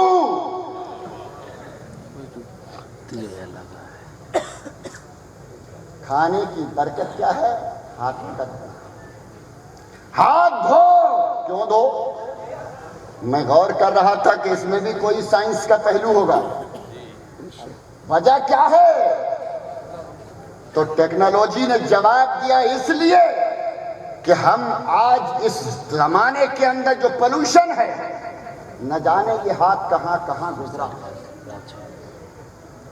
اور انسان کی باڈی آبزرو نہیں کر سکتی اس بات کو. جو گندگی اس کے ہاتھوں پر لگی ہوئی ہے اگر اس کو نہیں دھوئے گا تو وہ کس طرح کے جراثیم ہیں انسان کے پیٹ کے اندر چلے جائیں گے اور اس کے پیٹ کے نظام کو برباد کر کے رکھیں گے. یہ میرے رسول نے اس لیے یہ حکم دیا. اب دسترخوان پر بیٹھو گے کیسے؟ کیوں صاحب؟ بھائی کھڑے ہو کر تو کھانا درست ہی نہیں ہے. جن براتوں میں کھڑے ہو کر کھانا ہو رہا ہے اگر کھاؤ گے تو یہودیوں کا طریقہ. کیوں صاحب؟ ارے بولو، ایسی براتوں میں شرکت ہوگی کہ نہیں ہوگی؟ ارے جو ہمارے رسول کے خلاف ہے، سنت کے خلاف ہے. ارے رسول سے محبت کا تقاضا یہ ہے جو محبوب کا طریقہ وہ ہماری زندگی میں وہی طریقہ ہونا چاہیے. ارے یہی تو سچی پکی محبت ہے. ارے آؤ میں محبت کا تمہیں سبق پڑھاتا ہوں. ایک بار درود پاک پڑھ لیجیے. اللہم صلی اللہ علیہ وسلم. اگر عشق و محبت کا مفہوم سمجھنا ہے تو اویس کرنی کی بارگاہ میں آؤ. کہاں آؤ؟ اویس کرنی کی بارگاہ میں آؤ. جنگ احد میں اللہ کے پیارے رسول صلی اللہ علیہ وسلم کا دندان مبارک شہید ہو گیا. حضرت اویس کرنی کرن کے اندر اور احد کے اندر دندان مبارک شہید ہوا. ایک عاشق کرن سے دیکھ رہا ہے، دیوانے کی نظروں کو جہاں دیکھ رہا ہے. آج ہم ماڈرن ٹیکنالوجی کیسے دیکھتی ہے؟ ٹیلیسکوپ سے دیکھتی ہے. کیوں صاحب؟ دور و دراز کا دیکھتی ہے. مگر اللہ کا بندہ بندے مومن بصیرت سے دیکھتا ہے. اللہ تبارک و تعالی اس کو ایسی بصیرت عطا فرماتا ہے کہ بیٹھا تو کرم کے اندر ہے اور دیکھ ہزاروں میل کا رہا ہے. اور یہ فلسفہ کہاں سے ملا؟ غزوہ موتا کے اندر سرکار مدینہ میں ہے اور جنگ ہزاروں میل پر ہو رہی ہے. یہ فلسفہ تو ہمیں خالد بن ولید سے ملا کہ دشمن سوار ہو رہا ہے. اے اللہ، سیف اللہ جس کے تلوار کا جلال یہ تھا کہ دشمن آپ کی تلوار سے کانپ جاتا تھا. مگر آج کیا وجہ ہے کہ حضرت خالد بن ولید آج دشمن سے آج بچائے رہے ہیں؟ ملت اسلامیہ صرف ایک نسبت کم ہو گئی. حضرت خالد بن ولید رضی اللہ تعالی عنہ جب جنگ میں جاتے تھے تو آپ کے سر مبارک پر ایک ٹوپی ہوتی تھی اور اس ٹوپی کی یہ شان تھی کہ اس ٹوپی کو مصطفیٰ کے بالوں سے نسبت اور ان بالوں کی یہ خاصیت تھی کہ سیف اللہ جس جنگ میں گئے اس جنگ کو فتح کر لیا. اگر تمہاری نسبت مضبوط ہے، اگر تمہاری نسبت اپنے پیر و مرشد سے مضبوط ہے تو دنیا کی کوئی طاقت تمہارا بگاڑ کچھ نہیں سکتی ہے، مگر مضبوط نسبت ہونا چاہیے. حضرت اویس کرنی رضی اللہ تعالیٰ عنہ قرن میں بیٹھے ہوئے، دانت ٹوٹا ہے احد کے اندر. عاشق دیکھیے کیسا عاشق، عشق کا مفہوم دیکھیے. قرن میں بیٹھے ہوئے اپنے ایک دانت کو توڑا، پھر خیال پیدا ہوا کہ اے اللہ، میرے محبوب کا نہ جانے کون سا دانت ٹوٹا ہو، دوسرا دانت توڑ دیا. پھر خیال پیدا ہوا، تیسرا دانت توڑ دیا. پھر خیال پیدا ہوا، اے جانے کرن آفری صد آفری بردو، دندا شکنی بر تیری دندا شکنی پر. یہ عاشق کا معاملہ دیکھو کیسا عشق ہے.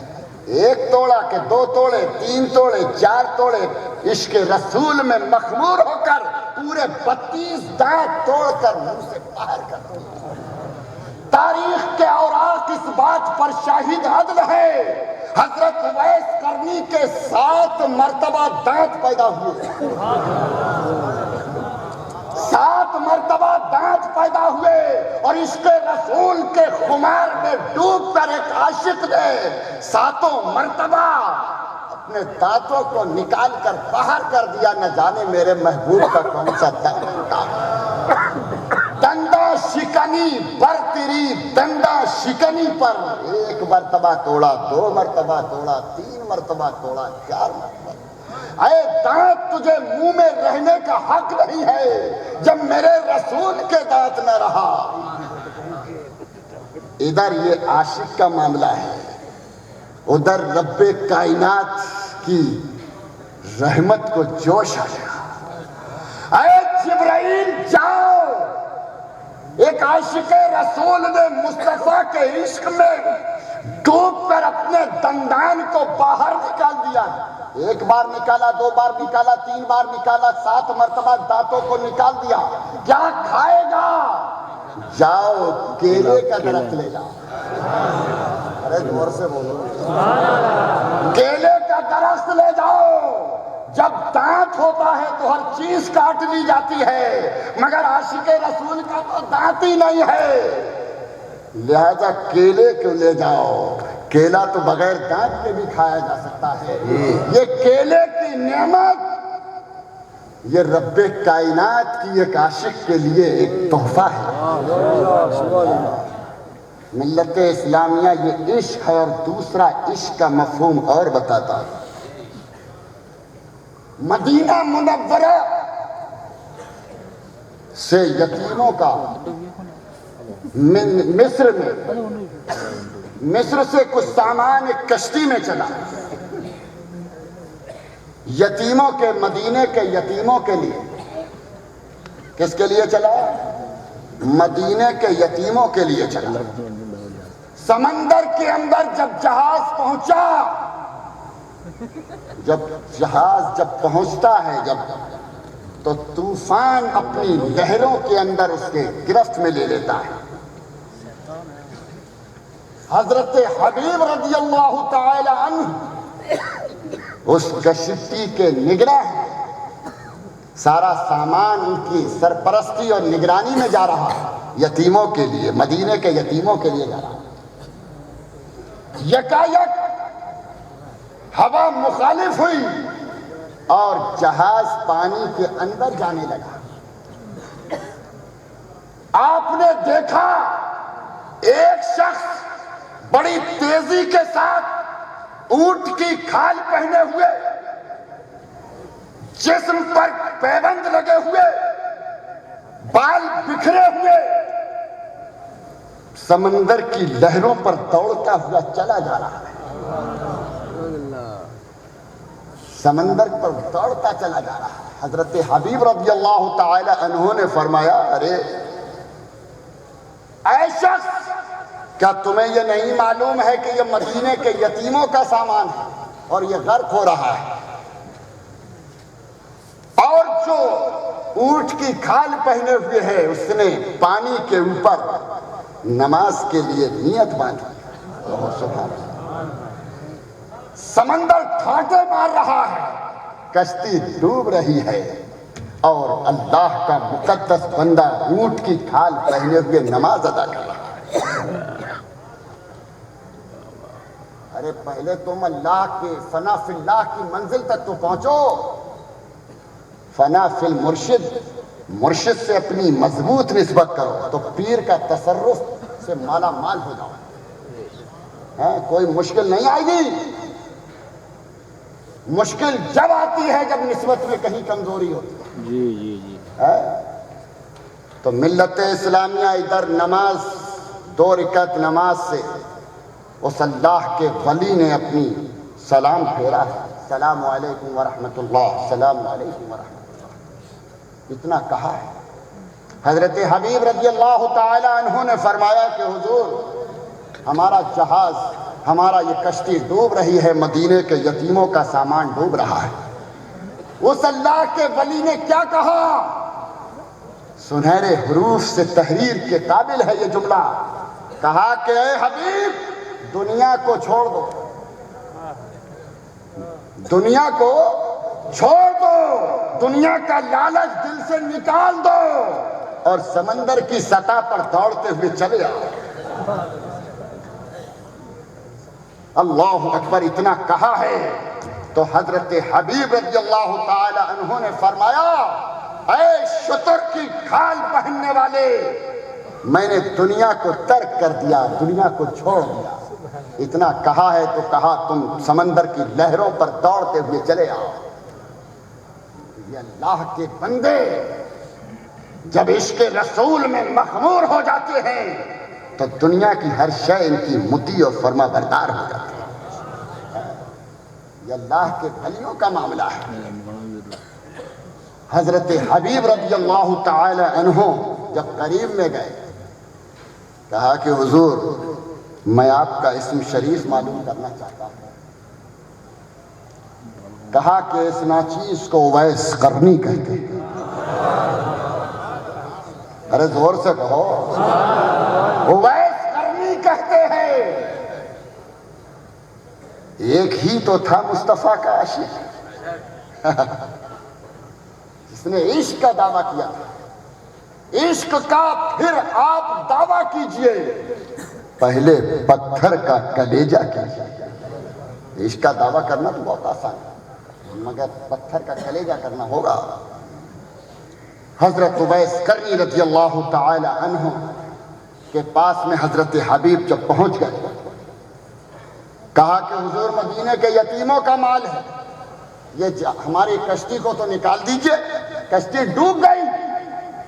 حضرت اویس قرنی رضی اللہ تعالی عنہ نے اپنے دست مبارک کو پانی کے اندر ڈال دیا، ادھر پانی میں ہاتھ ڈالا ہے، ادھر کشتی پانی کی سطح پر آ گئی، پانی کی سطح پر۔ ملت اسلامیہ یہ اللہ کے ولیوں کا عالم ہے، یہ اللہ والوں کا عالم ہے، جو اللہ سے محبت کرتا ہے، رسول کائنات سے محبت کرتا ہے۔ ہماری کیسی محبت ہے؟ آج جوانوں سے میں خطاب کروں گا۔ یہ جوان طبقہ آج علم سے دور ہے، علم دین سے دور ہے۔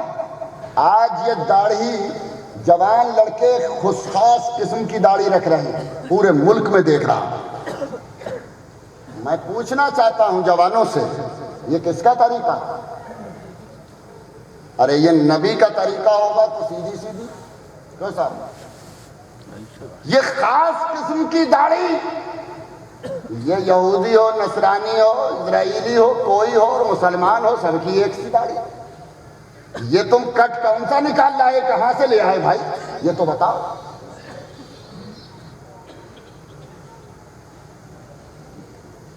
وضع میں ہو تم نصارہ تو تمدن میں یہود، یہ مسلمان ہیں جنہیں دیکھ کے شرمائے یہود۔ وہ معزز تھے زمانے میں مسلمان ہو کر، اور ہم خار ہوئے تاریخ گناہ ہو کر۔ کیا نبی کی یہی سنت ہے؟ ارے بولو، زبان سے کہہ بھی دیا لا الہ تو کیا حاصل، دل و نگاہ مسلمان نہیں تو کچھ بھی نہیں۔ تم نے یہ کہاں سے لے آئے؟ یہ داڑھی کہاں سے لے آئے؟ اس کا تمہارے پاس میں کوئی جواب نہیں ہے۔ تمہارے کسی ایک بڑے بھائی نے داڑھی کو بنوا لیا، چھوٹے نے دیکھا تو اس نے بھی بنوا لیا، تیسرے نے دیکھا تو اس نے بھی بنوا لیا۔ میڈیا کا دور ہے۔ اے جوانوں، اچھی طرح سے سمجھو، آج تمہارے پاس موبائل ہے، اس کے استعمال سے پہلے ماں باپ کی ڈیوٹی اور ان کی ذمہ داری ہے۔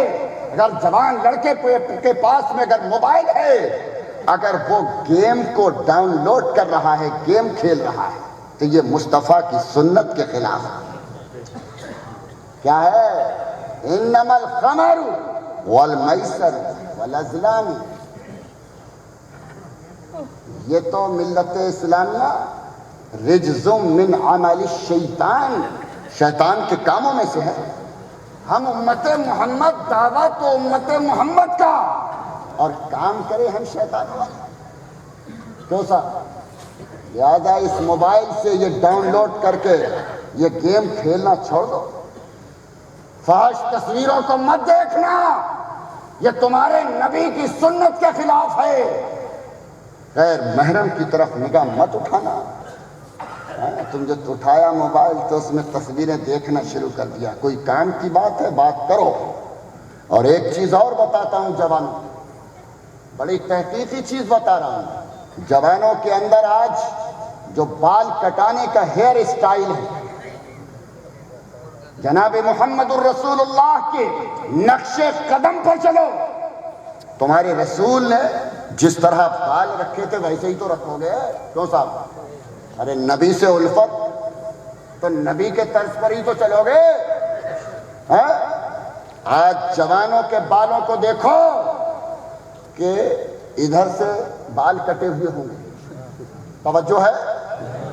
یہ دائنی طرف سے بالکل باریک باریک بال چھوٹے، اور دوسری طرف سے بھی بال بالکل صاف، اور بیچ میں دیکھیں گے تو اوپر آسمان کی طرف۔ میں غور کرنے لگا کیونکہ میں محقق ہوں، اور محقق تو وہ ہوتا ہے جو بڑے خارزار مراحل سے گزر کر تحقیق و جستجو کی دنیا میں ڈوب کر کوئی نئی چیز لاتا نکالتا۔ میں غور کرنے لگا کہ یہ کون سا اسٹائل کہ بھئی ادھر دائیں بھی چھوٹے چھوٹے، یہ بائیں بھی چھوٹے چھوٹے، اور یہ اوپر سر کے بالکل آسمان کی طرف بال۔ یہ کہاں سے آ گئے؟ ملت اسلامیہ تمہیں نہیں معلوم، یہ یہودیوں کا طریقہ ہے۔ یہ کس کا طریقہ ہے؟ زور سے بولو، یہودیوں کا طریقہ ہے۔ اب میں غور کرنے لگا، اے اللہ، یہ یہودیوں نے کون سا طریقہ نکالا ہے؟ تو میں بالوں کے اقسام دیکھ رہا تھا علم الحیوان کے حوالے سے۔ تو بال جانوروں میں کس جانور کے بال کھڑے ہوتے ہیں؟ میں غور کرنے لگا تو جانوروں کے اندر علم الحیوان میں جاہز جو عباسی دور کا جلیل القدر انشاء پرداز ہے، کتاب الحیوان میں اس نے جانوروں کی جہاں خاصیتیں لکھی ہیں، اس میں خنزیر کی یہ خاصیت لکھی ہے کہ اس کے بال ہمیشہ کھڑے رہتے ہیں۔ اب یہ کون سا کٹ ہوا؟ ملت اسلامیہ زبان پر بھی اس کا نام نہیں لیا جا سکتا۔ دعویٰ تو رسول کا ہے اور کام شیطنت کے۔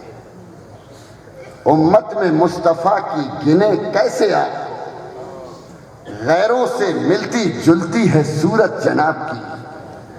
آج جو طوفان منڈلا رہے ہیں، آج جو ہم پریشان ہیں، آج جو ہم الجھن میں ہیں، آج ہم طرح طرح سے ہمیں ذہنی طور پر ستایا جا رہا ہے، یہ کیوں بھائی؟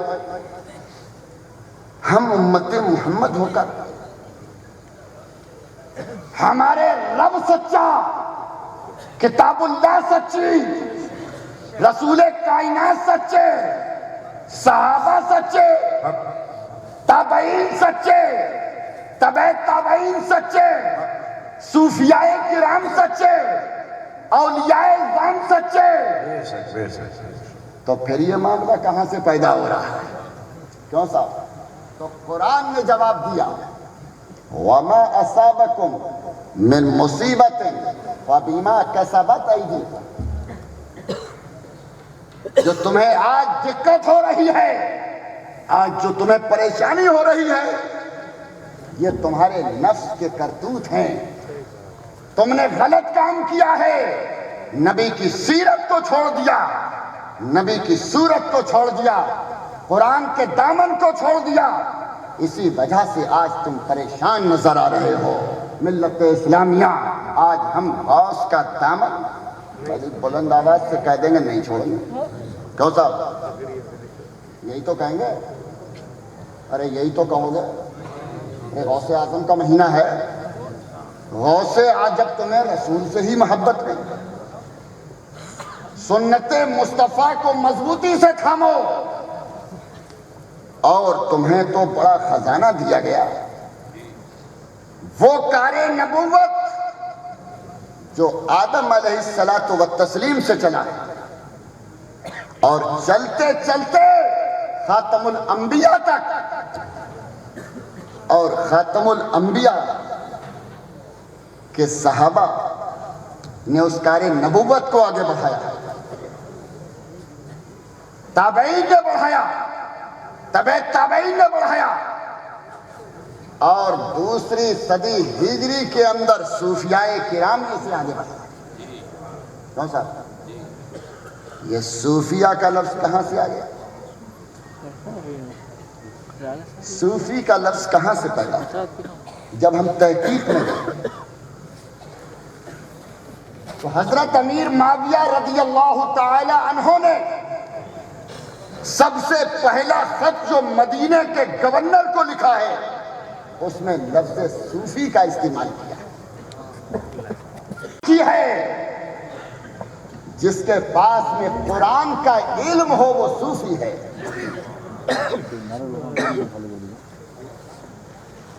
ملت اسلامیہ تیسری صدی ہجری کے اندر یحییٰ بن معاذ نے کتاب المریدین کو تحریر کیا۔ کتاب المریدین کے اندر صوفیہ کے خواص کو بیان کیا گیا۔ اس کے بعد میں چوتھی صدی ہجری میں تصوف کا بے شمار کام ہوا، اور جو پانچویں صدی ہے اس میں تو غزالی دورہ سیدنا امام غزالی نے باضابطہ تصوف کا مفہوم عطا کیا۔ کیمیائے سعادت ہمیں دی گئی، احیاء العلوم دی گئی، اور انہوں نے ہمیں ایک ایسا تصوف کا فلسفہ دیا جو تاریخ کے حروف پر، تاریخ پر زرعی طریقے سے تحریر ہے۔ چھٹی صدی میں جو سلجوقیت کا دور ہے، بڑے انتشار کا دور ہے، پرفتن دور ہے، اور اس دور کے اندر اللہ تبارک و تعالیٰ کا خاص فیضان ہوا کہ اس دور کے اندر اللہ تبارک و تعالیٰ نے ہمیں سیدنا شیخ عبد القادر جیلانی بغدادی رضی اللہ تعالی عنہ بانی سلسلہ قادریہ کو مرحمت فرمایا۔ آپ سے پہلے جتنے سلسلے تھے، افلت شموس العارفین، بڑے بڑے عارفین کے سلسلے تھے، وہ سارے کے سارے جو ہے وہ سلسلے سب ختم ہو گئے۔ کچھ زمانے کے لیے، کچھ پیریڈ کے لیے ان کا آفتاب چمکا، مگر سورج اگلوں کے چمکتے تھے، چمک کر ڈوبے، مگر غوث اعظم کے سلسلے کی یہ شان ہے کہ وہ سلسلہ قیامت تک باقی رہے گا۔ اس سلسلے کو کبھی بھی زوال نہیں پذیر ہوگا۔ جتنے بھی سلاسل ہیں، اس دور کے اندر 4 سلسلے سامنے آئے۔ سلسلے نقشبندیہ، سیدنا خواجہ بہاؤالدین نقشبند علیہ الرحمت والرضوان۔ سلسلہ قادریہ، شیخ العرب والعجم سیدنا شیخ محی الدین عبد القادر جیلانی بغدادی رضی اللہ تعالی عنہ کا سلسلہ۔ سلسلہ سہروردیہ، سیدنا شیخ شہاب الدین سہروردی رضی اللہ تعالی عنہ کی نسبت سے سلسلہ سہروردیہ۔ سلسلہ چشتیہ، خواجہ خواجگان مالک ہندوستان خواجہ معین الدین چشتی اجمیری سنجری رضی اللہ تعالی عنہ کی نسبت سے سلسلے۔ یہ 4 سلسلے ہیں، اور چاروں سلسلوں کو کے اندر انبیاء کے خواص موجود ہیں۔ ملت اسلامیہ یہ تمام سلاسل آج پورے ہندوستان میں ہی نہیں بلکہ بیرون دنیا کے اندر بھی ان سلسلے کے ماننے والے بزرگ موجود ہیں۔ سلسلہ قادریہ کی یہ خاصیت ہے کہ اس سلسلے کے بزرگ پوری دنیا کے اندر پائے جاتے ہیں، اور خواجہ بہاؤالدین نقشبند علیہ الرحمت والرضوان کے ماننے والے ماوراء نہر، حلب، شام، ترکی اور خلیجی کچھ ممالک کے اندر یہ سلسلہ بدستور ہے۔ ہندوستان کے اندر اس سلسلے نے بہت ترقی کی ہے، اور یہ سلسلہ کیسا شان والا سلسلہ ہے۔ امام ربانی مجدد الفسانی شیخ احمد سرہندی رضی اللہ تعالی عنہ نے اس سلسلے کو کافی پروان چڑھایا، اور اپنے زمانے کے اندر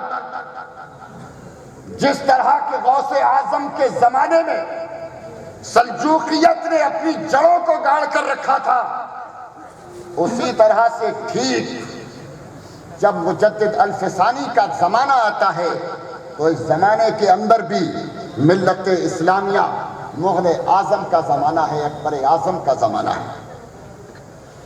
اکبر کے زمانے میں دین کو پوری طرح سے مٹانے کی سازش کی گئی، بڑے بڑے علماء و مفتیان اعظام کو خرید کر اسلام کے خلاف ان سے بیانات دلوائے گئے۔ لا الہ الا اللہ محمد الرسول اللہ کے بجائے اکبر کی جلالت کو پکارا گیا، نماز، روزہ، حج اور زکوٰۃ پر پابندی عائد کی گئی۔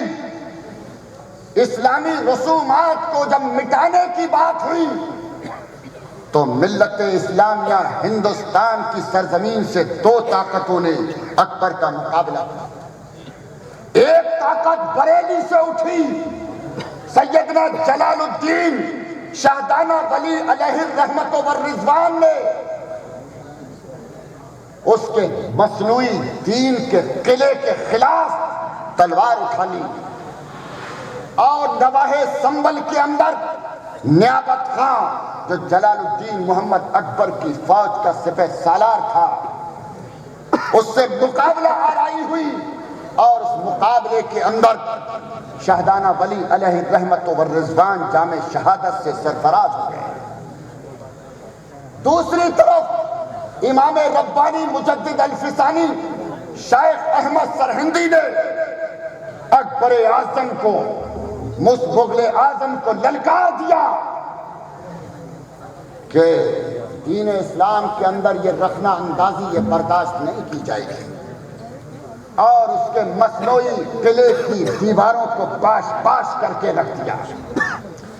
آج جتنی بھی آج خانقاہوں کے اندر آج جو عبادت ہو رہی ہے، ریاضت ہو رہی ہے، مجاہدہ ہو رہا ہے، طریقت و سلوک کی تعلیم ہو رہی ہے، یہ دین ہے امام ربانی مجدد الفسانی شیخ احمد سرہندی۔ آج جو مسجدوں کے اندر آج جو اعلان ہو رہا ہے، اذانیں ہو رہی ہیں، یہ کس کی دین ہے؟ اگر اکبر اعظم کے سامنے اگر سر کو جھکا دیتے یا عظیم الشمار کر لیتے تو جیسا اکبر کہتا ویسے ہی اس کا دین بھی قرار دے دیا جاتا، مگر مجدد الفسانی نے دین رسول کے نشے میں ڈوب کر اس دور کے مفتیوں کو للکار دیا کہ اے مفتی عبد الرحمن، تم ہمیں سمجھاتے ہو کہ سجدہ کر لو، ارے سجدہ غیر اللہ کے سامنے نہیں کیا جا سکتا، مجدد الفسانی کا سر کٹ سکتا ہے مگر مغل اعظم کے سامنے سر کو نہیں جھکایا جا سکتا، سر نہیں جھکایا۔ ہر طریقہ اپنایا گیا، طرح طرح کے حاسدوں نے رویے اختیار کیے، کبھی الزام لگایا حاسدوں نے کہ یہ مقام صدیقیت کا دعویٰ کرتا ہے کہ ہمارا مقام تو صدیق اکبر سے اوپر ہے۔ امام ربانی نے شہنشاہ کو سمجھایا، ارے یہ تو ایک ادنا سی جھلک ہے جو صوفیہ کو ہوتی ہے، اور ہماری شان یہ ہے کہ ہم تو خلیفہ چہارم مولائے کائنات کو ہم خلیفہ اول پر ترجیح نہیں دیتے ہیں، سیدنا فاروق اعظم پر ہم ترجیح نہیں دیتے ہیں، عثمان غنی پر ترجیح نہیں دیتے ہیں، تو یہ کیسے ممکن ہو سکتا ہے کہ ہم صدیق اکبر پر ترجیح دیتے ہیں؟ بادشاہ کی سمجھ میں آ گئی۔ تو ملت اسلامیہ ان بزرگان دین کا فیض و کرم ہے جس کی بنیاد پر آج یہ ہمارے سامنے ساری چیزیں موجود ہیں۔ ان اولیاء کرام کا فیضان ہے، ورنہ اس خطے کے اندر تو راجستھان کا خصوصاً علاقہ ہے، آج اس علاقے کے اندر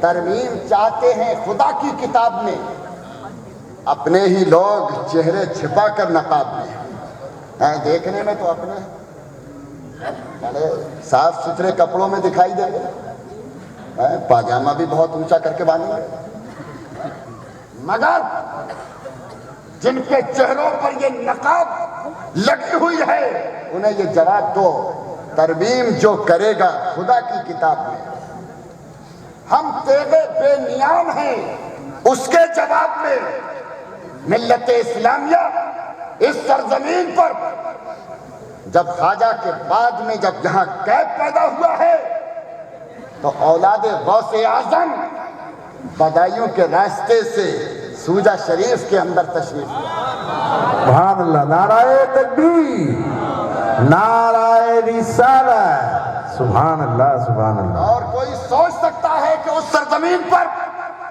جہاں صحرا ہو، جہاں پہاڑیاں ہو، جہاں ریگستان ہو، جہاں دھول ہو، اس مقام پر قال اللہ قال الرسول کی صدائیں بلند ہو رہی ہے، یہ اذانوں کی آوازیں آ رہی ہیں، یہ خانقاہی مزاج زندہ ہے، یہ کس کا کرم ہے؟ یہ پیر طریقت کا کرم ہے، یہ اولاد غوث اعظم کا کرم ہے۔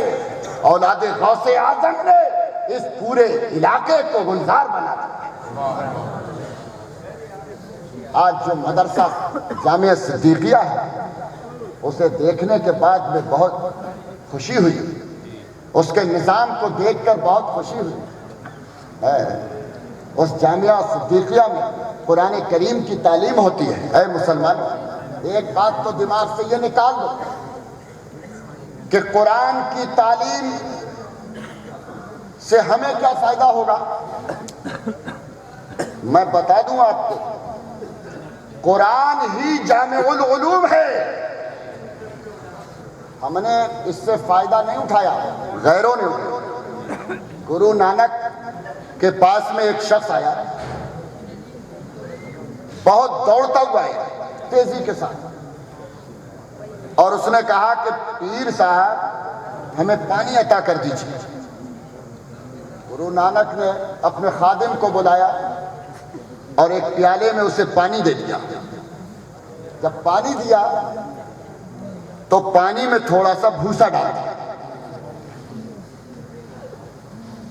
اب جب بھوسا پڑ گیا تو جو شخص تیز چل کر آیا تھا، دوڑ کر آیا تھا، پانی کی شدت محسوس ہو رہی تھی۔ اب جب وہ پانی اس نے پیا تو پانی کو چوس چوس کر پیا،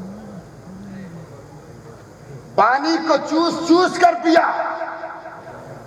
جب پانی کو بڑی دیر میں اس نے پیا تو کہنے لگا حضور کیا فلسفہ ہے، کیا وجہ ہے کہ میں تیز چل کر آیا تھا، مجھے آپ نے پانی تو دیا مگر پیالے میں بھوسا ڈال دیا۔ کہا کہ کیا وجہ ہے بتائیے۔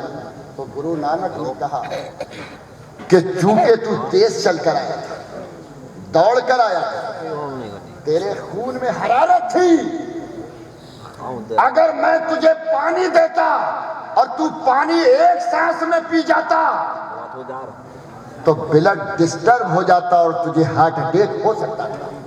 یہ گرو نانک نے، اس لیے میں نے بھوسا ڈال دیا تاکہ تو پانی کو چوس چوس کر۔ یہ گرو نانک نے یہ فلسفہ دیا، اور یہ فلسفہ گرو نانک کا نہیں ہے، گرو نانک نے یہ جناب مصطفیٰ کی بارگاہ سے یہ فلسفہ لیا ہے۔ 1400 سال پہلے مصطفیٰ جان رحمت نے ہمیں یہ سنت عطا کی تھی کہ پانی پیو تو بڑے پیالے میں پیو۔ یہ جو آج ہم گلاسوں کے اندر پانی پی رہے ہیں، چوڑے برتن میں پانی پینا سنت ہے، چوڑے برتن میں سنت ہے، اور 3 سانس میں پانی کا پینا زور سے بولو، سنت ہے۔ پہلے پانی کو تھوڑا پیو، اس کے بعد میں پھر تھوڑا پیو، اور تیسرے بار میں پورا پانی۔ یہ فلسفہ تو اللہ کے رسول کا تھا، اور اس کی سائنسی فطرت یہ تھی کہ ایک دم دور سے آنے والا شخص اگر ایک دم پانی پی لے گا تو اسے ہارٹ اٹیک ہو جائے گا۔ یہ سائنس آج کہہ رہی ہے، 1400 سال پہلے اللہ کے پیارے رسول نے ہمیں یہ فلسفہ بتایا۔ ہم غور کرتے ملت اسلامیہ، ہم نے غور نہیں کیا۔ قرآن میں ہم فکر کرتے تو قرآن میں سارا خزانہ موجود تھا، مگر بڑے افسوس کی بات ہے کہ ہم نے اس خزانے کو ہم نے خود ضائع کر دیا۔ اغیار کی چوکھٹ پر ہم بھیک مانگ رہے ہیں، اغیار کی چیزوں کو ہم للچائی ہوئی نگاہوں سے دیکھ رہے ہیں، مگر ملت اسلامیہ یہ اغیار کے پاس میں جو خزانہ پہنچا ہے، یہ خزانہ ان کی جستجو نہیں ہے، ان کی جستجو نہیں ہے، بلکہ یہ جستجو ہماری ہے، یہ جستجو ہماری ہے۔ ملت اسلامیہ جب حضرت طارق بن زیاد نے جب اسپین پر حملہ کیا تھا، اس وقت اسپین پر صرف 7,000 فوج آپ کے ساتھ تھی۔ کتنی تھی؟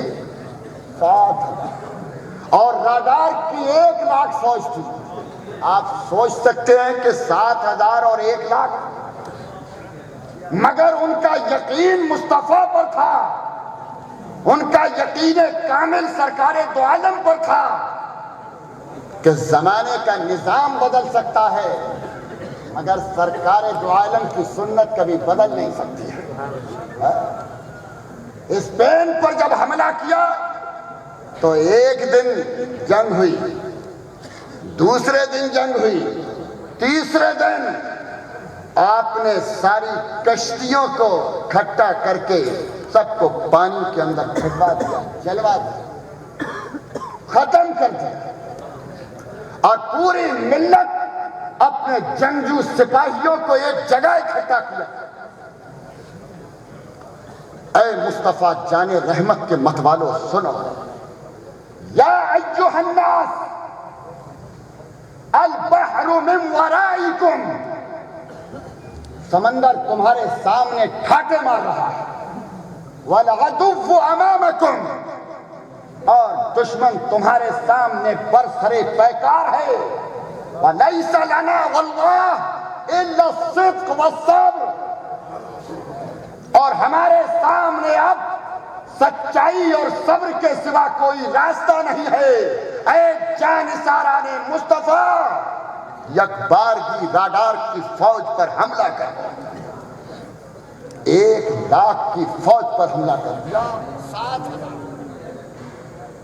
چونکہ ان کے ذہن و دماغ میں سنت مصطفیٰ رچی بسی ہوئی تھی، اس لیے انہوں نے 1,00,000 پر فتح حاصل کی،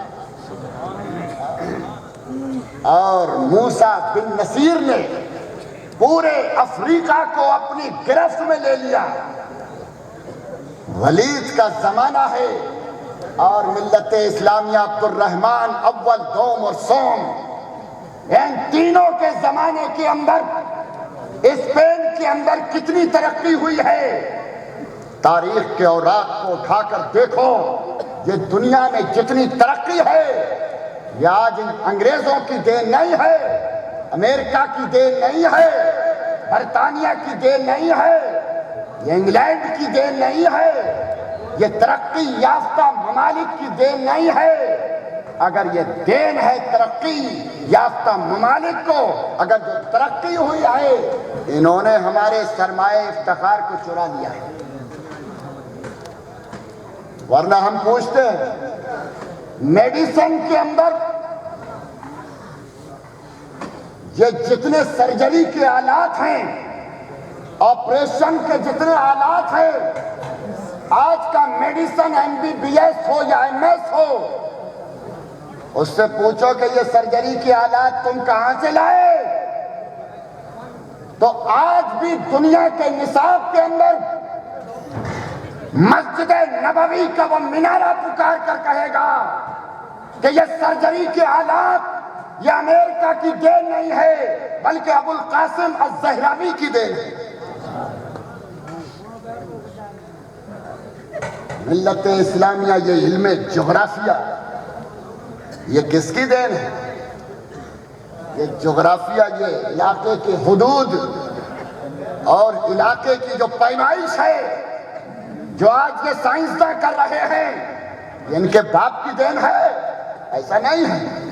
یہ صرف اگر دین ہے تو قرآن کی دین ہے، جسے ابو حیان نے محمد بن موسیٰ شاکر نے اسی اسپین کی مسجد کے اندر بیٹھ کر البیرونی نے اس علم جغرافیہ کو نکالا تھا جو آج دنیا کے اندر پڑھایا جا رہا ہے۔ آج ہمارے یہاں بھی ہمارے یہاں ماسٹر ڈگری بھی جغرافیہ میں ہوتی ہے اور اس کے اندر باضابطہ طور پر آج بھی اتنا زمانہ گزرنے کے بعد ہمیں تو نام نہیں پتا مگر البیرونی کا نام دنیا کی تاریخ فراموش نہیں کر سکتی۔ ملت اسلامیہ ایٹم کا جو تصور ہے یہ کہاں سے آیا؟ ایٹم کا تصور یہ بھی قرآن کی دین ہے۔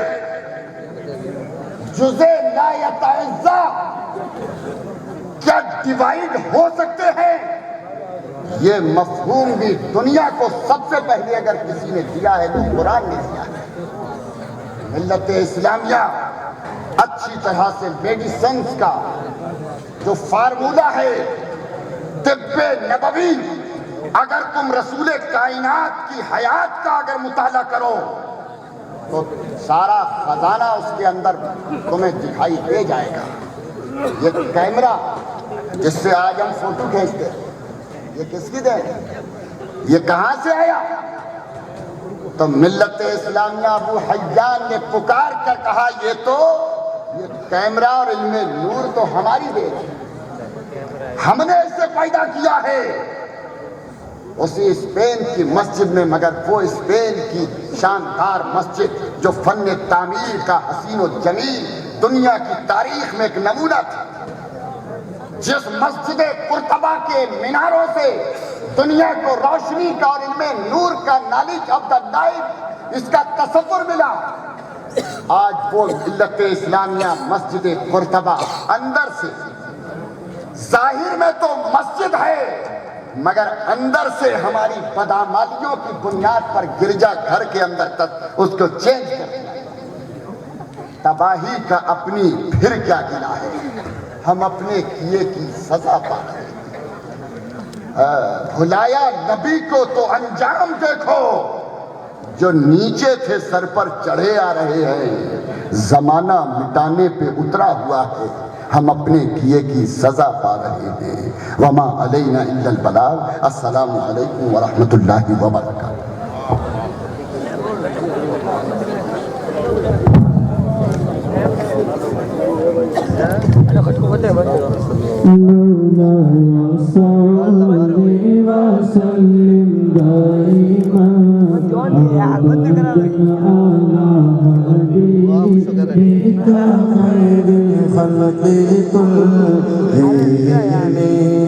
آمنہ